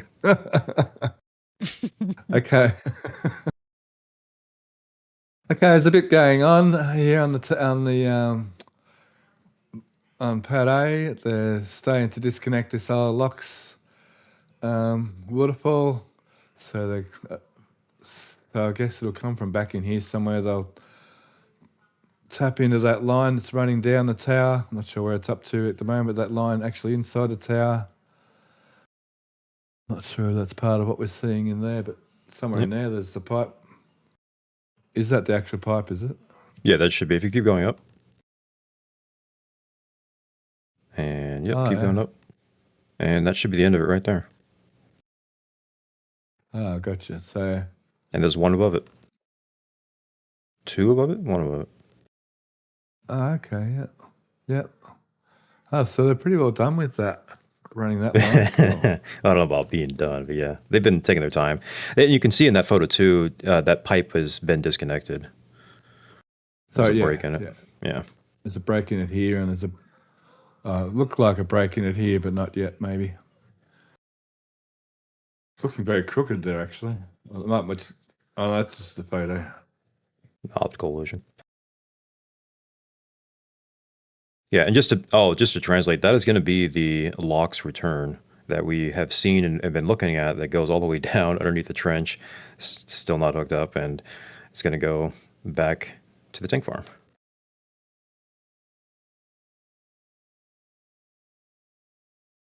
Now, I'm a bit running blind here because I didn't do the show and tell for the launch site. What? There's platforms in here. They must look like being removed rather than being added. So I'm guessing the torque tube installation's been finished. I noticed today they were taking paint off one of the BQD hoods. Sorry, the dudes. Yeah, I was going to say they've been working on that torque tube. Obviously, did the replacement, and the theory being adding double dampeners, I believe, is the concept here, and it was just easier to do that with the new one. They were working on the end of it as well. I have not seen the other side because of cameras are difficult on that side. So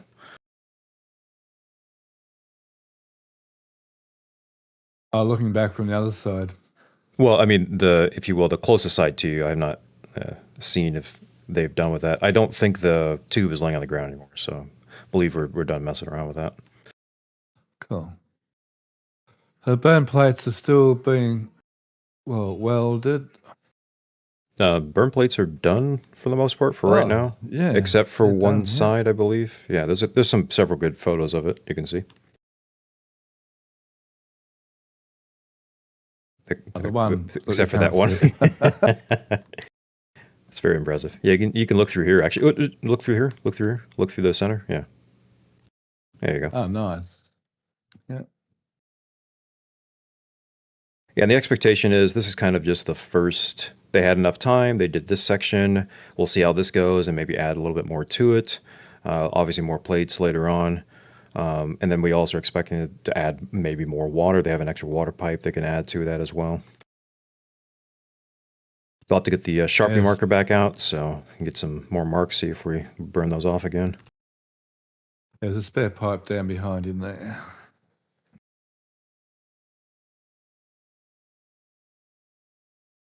So not quite looking ready for a static fire just yet. We're expecting booster 21 to come out for a static fire next. Hope so. Yeah, Boy, it's 22 getting came harder out. and We've harder. got some issues. Yeah. Getting harder and harder to remember all the numbers. They are currently, fortunately, lined up, but that's obviously going to change with the ship and booster number, albeit a 20 number difference. But That's a good photo down through there. What's all the welding going? Oh, that's the burn plates. Yeah, all those welders.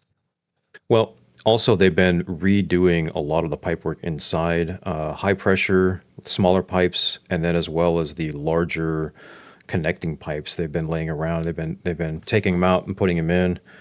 Not entirely clear which system they're going for. If it's the locks, if it's CH4, if it's even maybe some FireX deluge stuff, but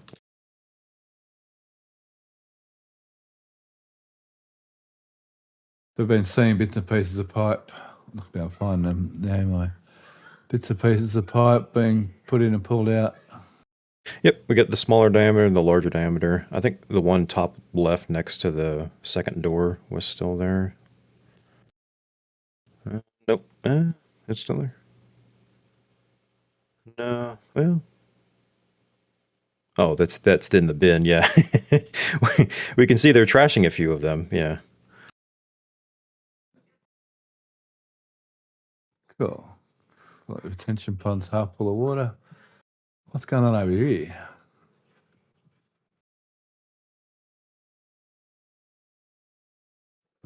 More concrete.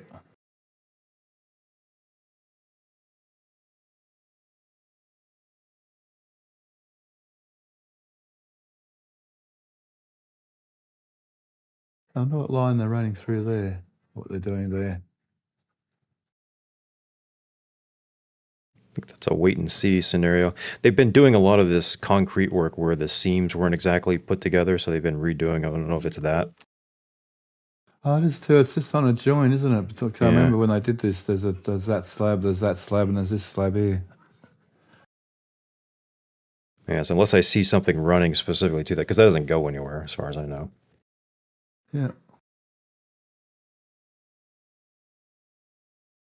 Oh, that's just shadows. So they still haven't hooked up this little piece here yet. That'll be a good indicator that that's almost ready to go. That should happen before the next static fire. That should be hooked up. If I they're don't think so. removing, you don't think so? No, because they still have those two pipes. They have to then connect those. There has to be at least a third pipe that goes up in there and then connects through it. They haven't seemed to be rushing on it too much, so maybe if they delay, I don't know, maybe another week, 10 days, something like that, maybe, yeah. But for a static fire, they're going to need the waterfall working, or the return no. line. Right? Also, no. No, neither. Those are for ship. Let's go to the ship. The booster doesn't do it like that. Oh, sorry. Oh, God, I'm dumb some days. Of course, there for the ship. Sorry. Before the next launch, then, I Yeah. should say. We're not trying to pull a Blue Origin over here. We're good. We don't need a full stack. Whatever nonsense. I apologise there. Yes, correct. That's all for the ship. Yes. Come on, it's 5 o'clock in the morning. Give me a break. Okay, so tower pad 2. Anything else we're missing on pad 2? Well, I mean, your building's still standing, so. Yeah, so we'll go over there now into the centre sections. See across the front here. Now that's sort of all complete, so there's not much work going on over there. Yeah, that building, I think that building's staying, to be honest, now, forever. It's a forever thing. Haven't Well- done much more on the, oh, sorry. I was just going to say we also recently saw a building leave. From Oh, here. that was about Yeah. a week or so ago. Yeah, I While you're know, on I this know. photo, real quick, the top of the tower, we can see the camera pretty good from this second slot on the left. No, the top left, yeah. It's a pretty good shot for that. I think that's a camera for further up in the flight once it's cleared the tower. Yeah, that or a ship coming in, one of the two. Of course, yep. Oh, nicely protected for a ship coming in, yep. That'll be a good view. Man, that's going to be exciting. A ship doing a flip. You know, when it does its flip, it does translate over a fair bit. Maybe they do the flip over here somewhere because it does. I notice there's a lot of horizontal movement during the flip. Yeah, it doesn't just flip straight down. I'm surprised on these first ones that they don't have just a massive amount of hovering and moving over. It seems like they're getting pretty close with it, so.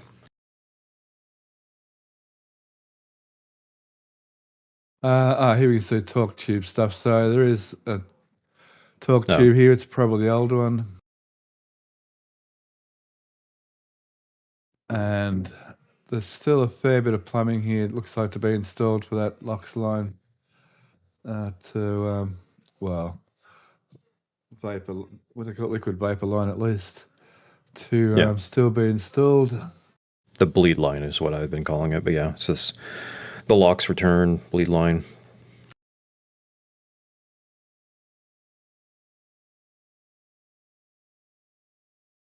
Okay. Hoppa.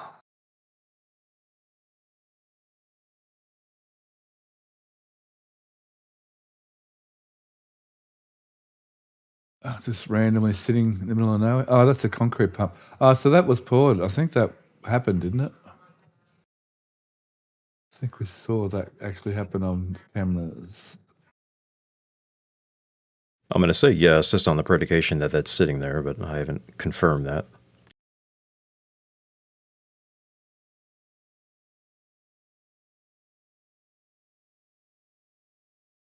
Okay, moving along. Hey, there's less water in the hole.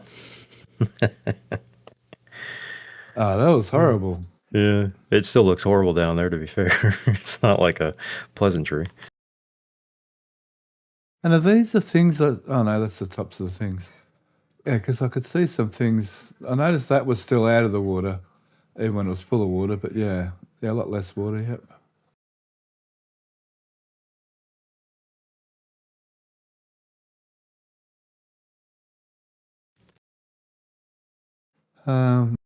We get a shot down in this area. Oh, this one will do. So there's anything new in here? Exciting?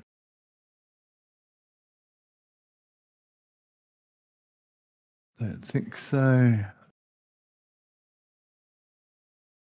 So they've been running the methane farm, and I'm guessing, or John T also guessed in chat that it was they're testing this new. They've reversed the flow through this methane tank, through this methane subchiller, like they did over here. They've made it go from the bottom to the top. They did this a while ago, changed this over, and they've done it here as well on this kettle boiler here. There's the old pipes.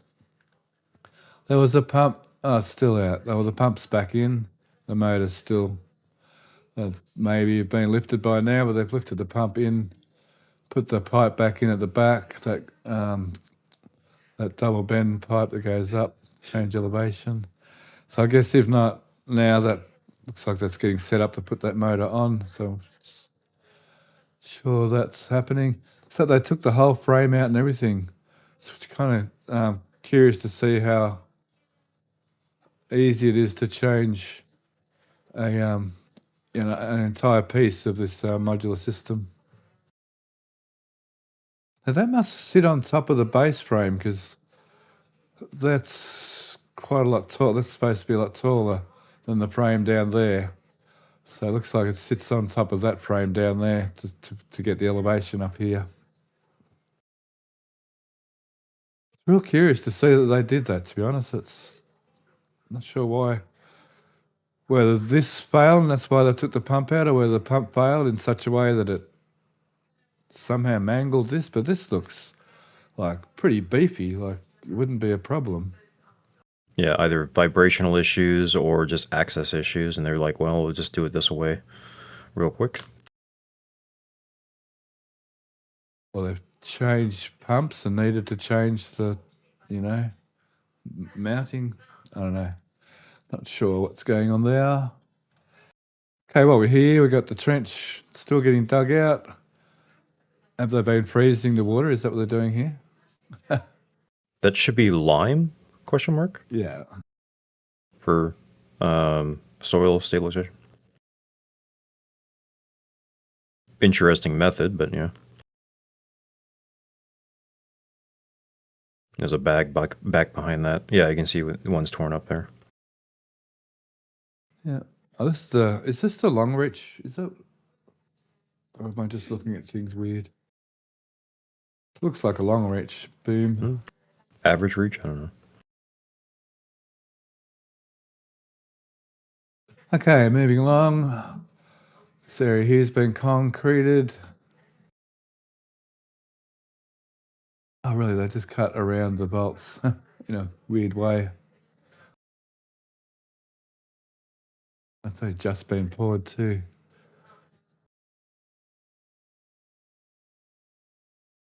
In here, they backfilled all this. They backfilled all that. So it was only a retention wall for the great change of grade. It wasn't actually a retaining wall for methane. Ew, I didn't quite finish there very well. This has all been hooked up. And they get ready for another, I guess, what have we got? Another 1, 2, 3, maybe 4 more tanks in here. Well, we could also play the pick it up, put it there, put it over there, put it back over here scenario with these tanks. Yeah, I could very much do. Oh, those pipes have gone. They're here now. Yep. Are they conduits or pipes? Well, it's a pipe because of the bend. And because of those flanges, yeah. Curious though, yeah. Are they the pipes that are going to run from the ASU to the tank farm, perhaps? I would say they're small, but maybe. I guess they don't need that much throughput. No, they don't need this sort of size pipes, that's for sure. Yeah, we should probably also explain that they cut out, we've done this before, but they've cut out that wall because we expect that the truckers are going to pull in now instead of backing in, do kind of a pull through. Yeah. Still does look like enough room to put even angled parking in here. I'm kind of curious what they're going to do in here. Will they just do parallel parking in through here? Because by the time, because the size of these cars, by the time you pull a semi in here and put it on an angle, there's for other trucks to pass through. I'm not convinced yet how this is all going to work. I was imagining, albeit I don't like it's a good idea, but you at normal facilities you would have kind of a bridge system, and the bridge would go over and supply the lines over the bridge. So the trucks would be underneath that bridge and then hook up to it on each side, if that makes any sense. But I don't really want them to do that here because they've always had problems with vertical structures being blown over and damaged during launches. Yeah, although that was before trenches, though, don't forget. I guess with the bridge, yeah, I suppose, all the way along. I mean, this rack is already high enough for trucks to pass under. It wouldn't be any higher than this pipe anyway. Right. Still digging up this whole area.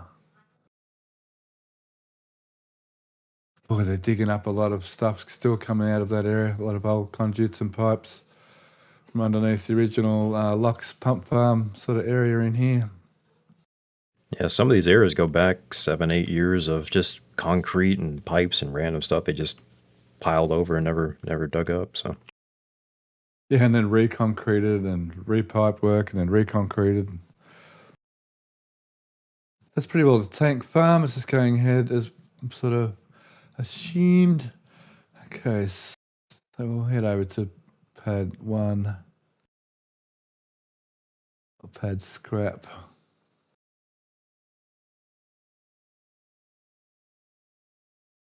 Pad scrap. Okay. yeah, the pad 1A east scrap. Yep, keeps getting longer each time. There's a good trench photo. So the blinding layer, rat slab, I mean, apparently there's a difference, but whatever. It's all been done on all the slopes and everything now.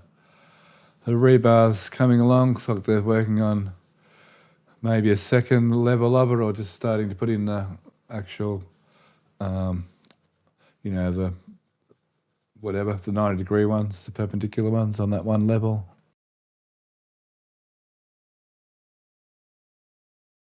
And then soon enough, they'll start bending these rebars down to tie into the new rebar. I can't see any. Oh, this one here looks like they're starting to do that here. Boy, that's the big rebar too. That's the inch stuff, or we call it R25. That's hard. It's hard to bend that stuff. It's hard to work with. Okay, down here they've poured the bottom level of the service structure. I'm not sure we saw that last week.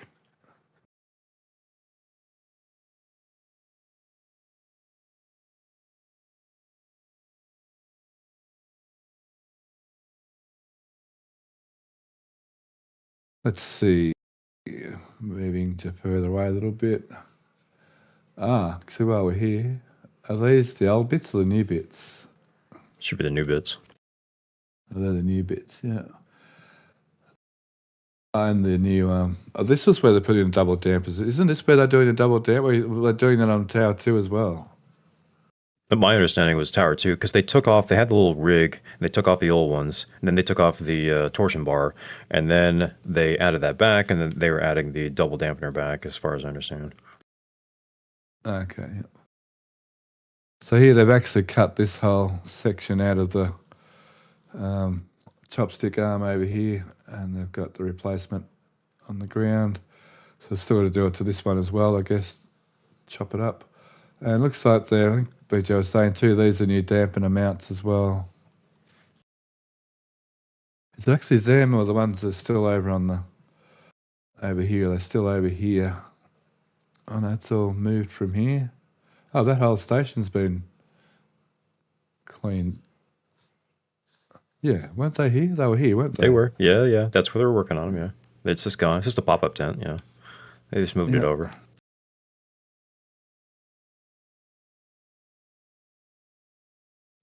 Oh yeah, these chopsticks get used almost. There must have been a fine line between leaving these chopsticks here and refurbing them up there or pulling them down and making new ones. So looks like they chose to keep the old ones and refurb them in place.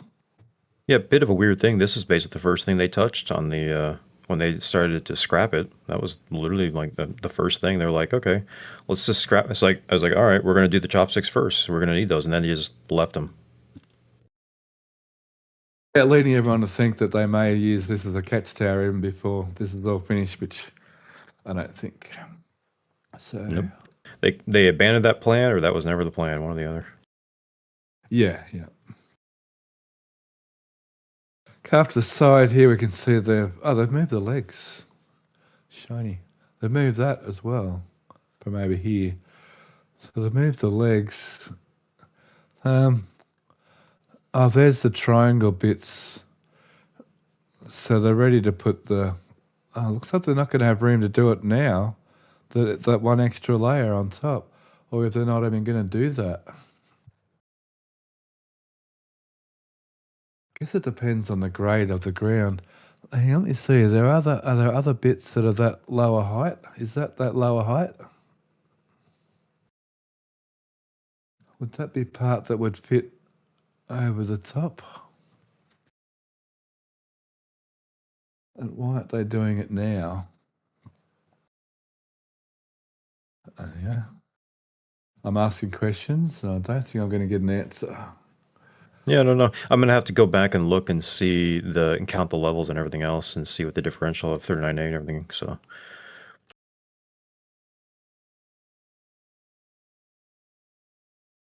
I think we'll see it. They just haven't put it on yet. Maybe they'll wait till it's in situ before they put it in. true. Yeah. There's some more of these triangle parts for the little triangles. Anything new over here? It all seems to be kind of stagnant. The legs being moved, is that because maybe they're going to... Would they integrate them now? Perhaps? I was like, they don't really attach. Well, they do, but I don't know. That'd be kind of difficult. I think that's another one in situ kind of thing, or when it's in place. I think they're maybe just in the way. Look at all the dust accumulating and getting wiped off here and there. Okay, so bits and pieces, it's all sort of coming together. They really, once they get all this concrete in this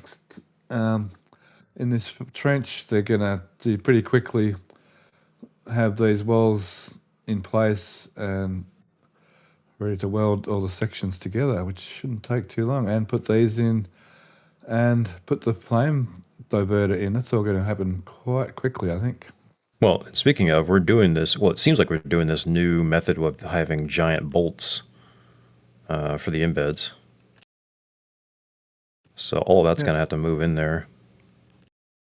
I will see these get put in soon. Actually, when as they're building this rebar, we'll see them get put in down along one of these lines here. Like soon, we'll see them starting to get put in. That's what I was kind of wondering. But yeah, we should be getting all of those embeds in so that we can do the pour, and then we can put all the other pieces in, like you're talking about. And bring their 35,000, truckloads of concrete in. That's how many there were. It was funny. It was like, I think it was 387 or something like that. But the Gigabay had dwarfed it by like 1,000.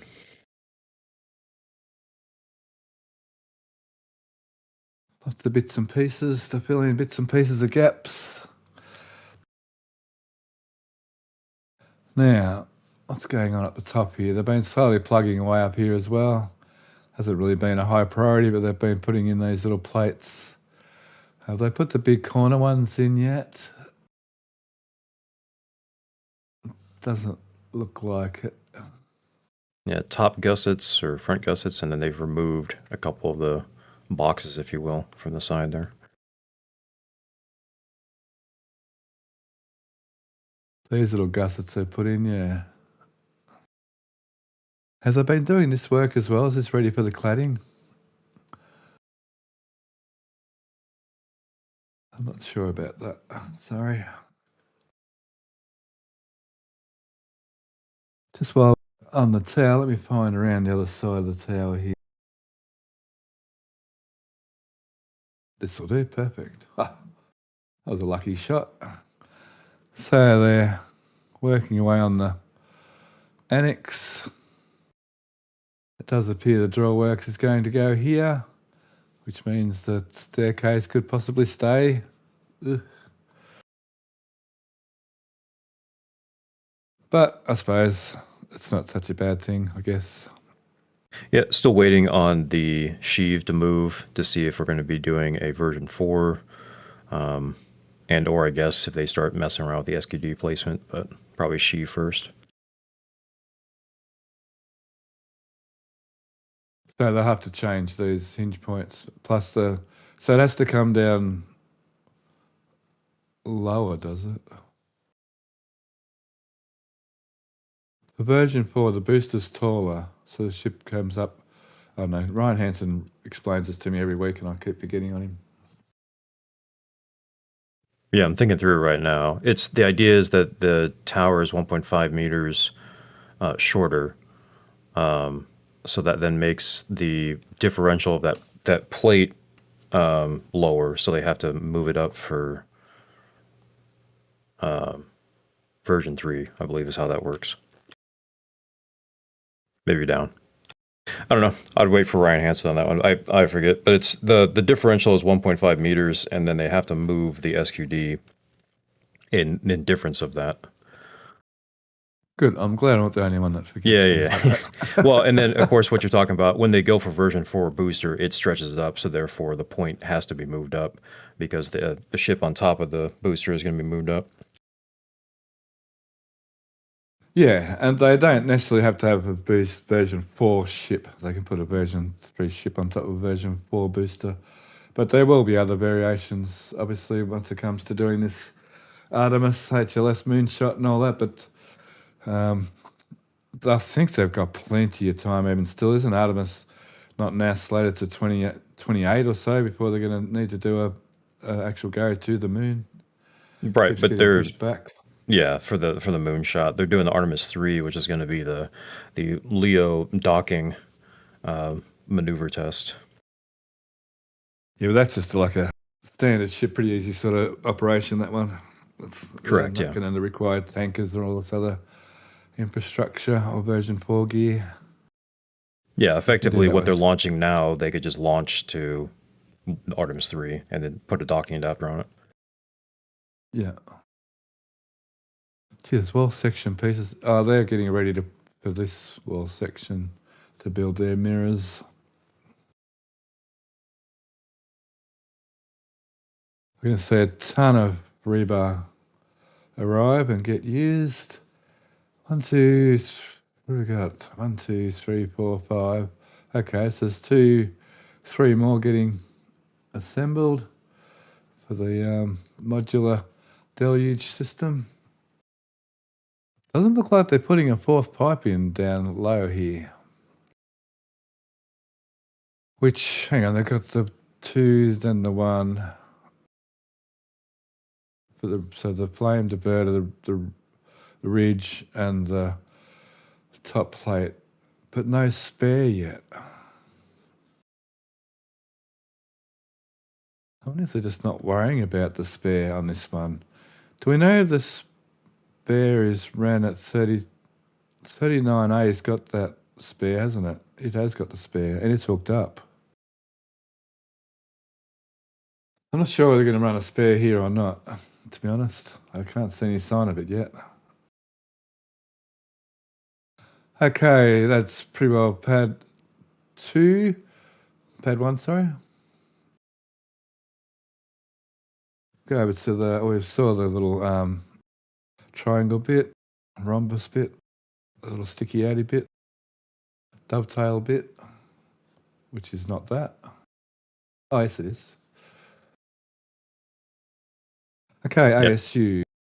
Yeah, that's weird. They no plans, nothing for the LNG liquefaction yet. So. Oh, here's some more burn plates. Correct. Yeah. That's why I was saying that they're stopping for now. They had the amount that they wanted to do, and they'll either test that and then move on, or they just didn't have enough time. Then they'll move on after a static fire or something. Yeah.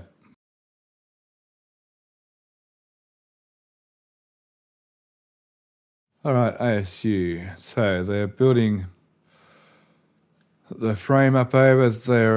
Some people are saying that they built these frames with these steel braces in, but it appears they may have been temporary braces, and now they're dropping in concrete panels for the actual walls. We can see where the braces were, Well, they're doing it like a retainer wall, dropping them down in between the I-beams by the look of that.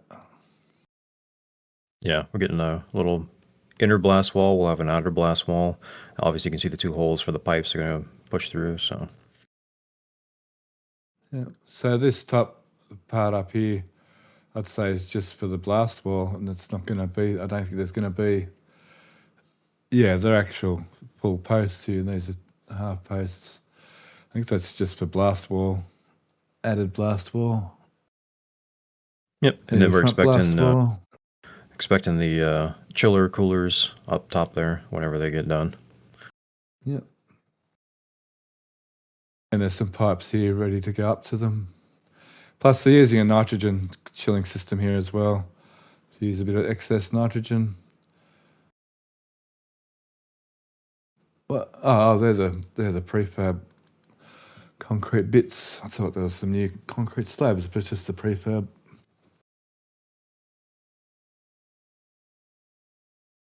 That's some stairs right there. Temporary staircase to get into the electrical bunker. A lot more steel. Oh, they've still got these water pipes exposed at both ends. Let me see. There's a pipe out to the right, I believe. There's a fencing or a little scaff around it. Next to the tank, next to the inline. No, top. I believe that's one, or that could be another pipe, but yeah. And then they're up top, obviously. Yep, they're starting. Yeah, they're actually fitting them off, those ones. I still haven't seen the ones for inside here. These intercoolers. Yeah, I'm wondering if that was dug below and that was passed out and those have already been connected. Because we did see them kind of next to the doorway or the opening there. Months back. Yeah. Yep. Bit of GC equipment over here getting constructed. They still haven't. Oh, they've got one of them in. So one of the air ducts is finished. Yep. One we have a more photo air of duct it. to go. Yeah, if you have the opposite side, you can see it in. I didn't look through the ground photos on the opposite side. Oh, from this side. No, aerial. Yeah, it's Aerial. You can see it from there. About 7 pictures over. Couple more. There you go. That's probably good enough. Round tube, square hole for a round tube. So what was the other holes? Wasn't it these round holes up here still a mystery? So the theory was from Alex that they lowered these down because the lower you go, the less there is for impacts of, blast waves and stuff like that. And since they didn't have that pre-cut, the easier method is just to cut a square hole rather than getting a giant round bit or something like that. So. Yeah, it's hard to find a concrete hole saw that big. Yep. Or they just put the panels in backwards. Or these are for something else again. The air's still not hooked up. No, we did see the hole though. Yes, yeah, but it's always been there. Well, it wasn't visible. Yeah. It was covered up. Yeah. It was kind of like those round holes in the back. Are they there? Maybe they're not. Yeah. Yeah, I was discussing the inline filters Alex was talking about there on that shot. The two, let's call them black objects that are wrapped in plastic there on the bottom, next to the LN2 tank, the vertical tank. Yeah. So those should be inline filters for inside the air side, I believe. Inside the compressor room? Yeah, they're on the map, but we're not going to bring that map up again. But yeah, they're on the drawings as far as where they're supposed to be in line on the pipes. Do we know that they're filters specifically, or maybe they're mufflers? No, they're inline filters. I forget the name he said, but yes. Okay. Are they, what do you call it, charcoal filters for smell? No, I'm thinking about something else. Do they go? Where you said they were shown on the render? Whereabouts roughly were they? On the sides, so if you will, on the sides next to the door openings, there was a pipe which should be going from the compressor around. Yeah, something along that area. The air comes in through here, straight into the compressor. I'm wondering where these filters go. True. I might have mapped it wrong. Maybe it's the water side, but I thought it was the air side. Cool.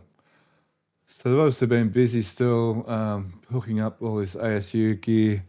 There's lots to do with all the fiddly stuff that seems to be going slow, but like we always know, the getting the bulk stuff in's the easy bit. It's all the connection that takes the most amount of time.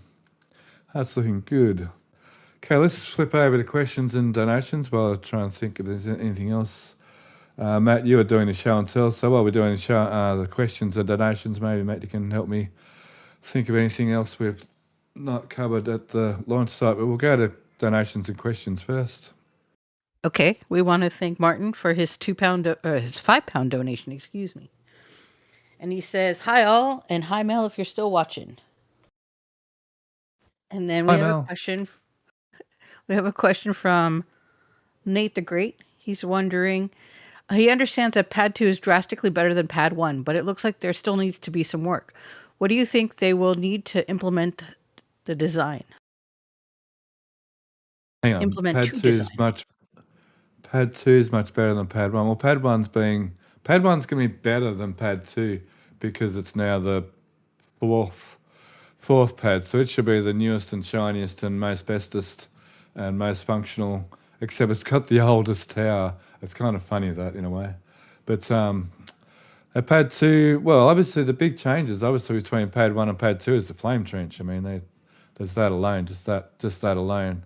Plus the whole way they're doing the commodities now. So Pad 1's actually going to be better than Pad 2. You would think, a bit more iterated. I guess that answers that question. And then S1 Anwar was wondering, could they still add a cylindrical waterfall flowing along the inside of Pad 2 or directly underneath the pad where the DSS ring is? You mean to stop the burning on the walls? I'm wondering. A DSS I would think so. ring. There's already a DSS ring under there. If you add to it and then point down kind of thing. Yeah, and there is this extra water pipe here which runs all the way over to here. So they've still got that to use if they need to.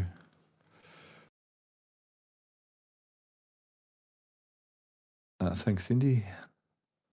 And then Crane Man is wondering, is it a strange suggestion that they could move the last 4 tanks into the gap and remove the methane tanks with the rings? I have difficulty to believe that they will leave those tanks on the exit pad flame trench.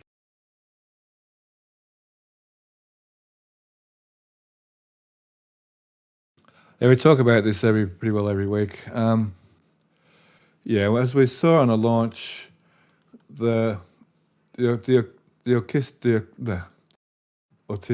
acoustic violence is well out here. This area out here gets pretty hammered on launches. So given that sort of distance, yeah, this is well within range.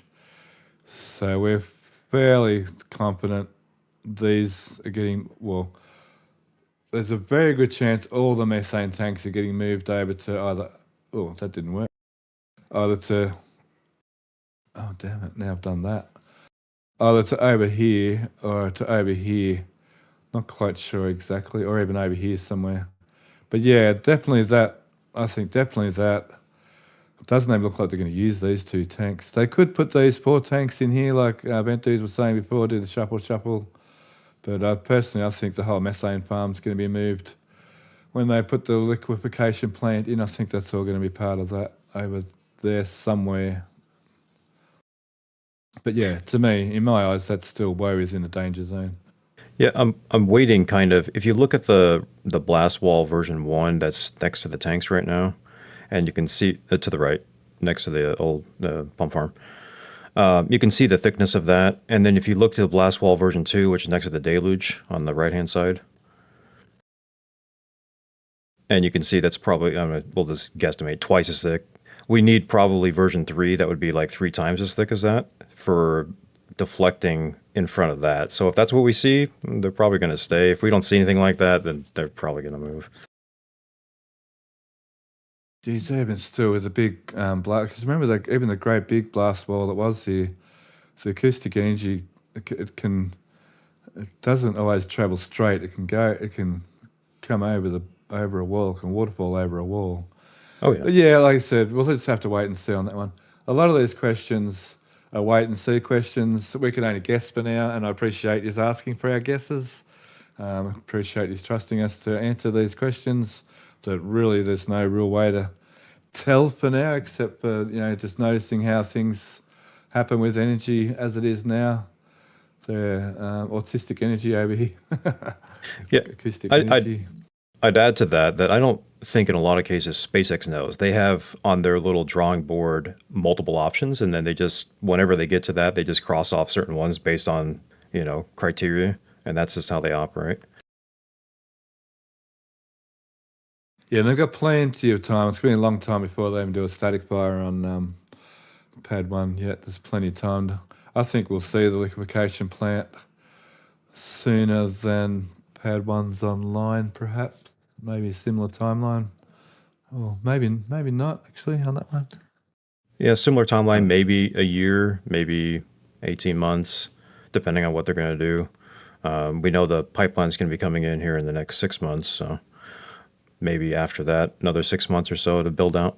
I'm expecting that they didn't want to do much right now because they're kind of doing the whole testy of the catchy, so maybe not have infrastructure that can be blown up. Blown up.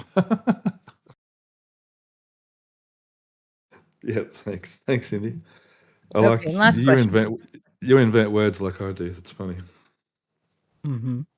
You both do. 231 Micro's asking, do they need a flame deflector if launch pad will be on an oil rig or a flame will hit it into the ocean?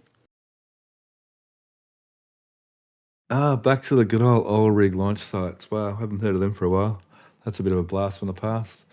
That's not a thing, really. I mean, you could discuss that in a million different ways.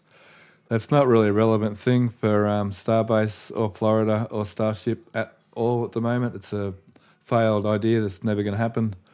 But it is an interesting concept about launching like on water. What was it? The Sea Wolf, is it? Was it what it was called? Sea Dragon.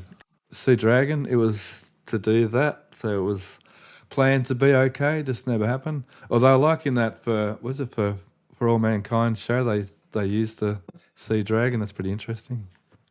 Yeah, it's an interesting idea. It's a lot of infrastructure to land if you're going to do downrange for boosters, which makes some sense. But I think they're just not going to want to do that, and maybe way in the future if there's some use case. But it seems like they're just going to do what they got. They're going to be reused fully 100%, except for maybe some long range missions with ships or something like that.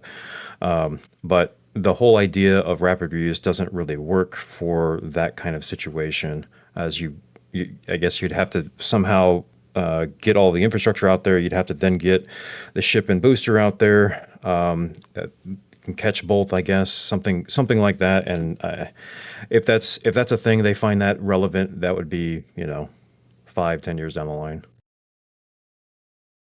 Yeah, I don't think because they got Louisiana to build in. They got Australia to build in yet. They got plenty more land. I like that you shoehorned Australia in there. Yeah. We're having one. I'm going to order one myself. I want to order a Starship launch site, please. Okay, so that's the questions, Indy. Mm-hmm. And then if we didn't get your questions today, join us on Tuesday because a lot of your questions will be great for Expanded. Absolutely. So I'm going to say a quick goodbye and thank you, Event Dudes. You're wonderful to have as a co-host. Thank you very much. Yep, try my best. I think we got a lot talked about here that we were trying to cover, so we did a pretty good job. And I'll thank Indnstar for looking after chat there, and doing the questions and donations. It's always lovely to have you on the show. Thanks, Indy. Thank you. It's always lovely to be here. And I've been Stephanie B, Aussie Space Girl on YouTube. I'll pass it over to Matt to say the final thank yous and reminders and the sign off. Thanks, Matt. Thank you very much, Matt. You've been wonderful. Thanks. Appreciate that, Steph, and thank you everyone for being here. We really appreciate all the donations, the likes, the subscribes, all of our Patreon members and YouTube members. You guys are absolutely incredible. So we want to let you know that the next show coming up will be that Starbase Expanded show on Tuesday at 6 p.m. Central. And then we have our next flyover confirmed for Thursday, the 20th at 11 a.m. Central Time. So look forward to that as well. So, yeah, until then, most engines cut off, hot staging confirmed. Love you, bye.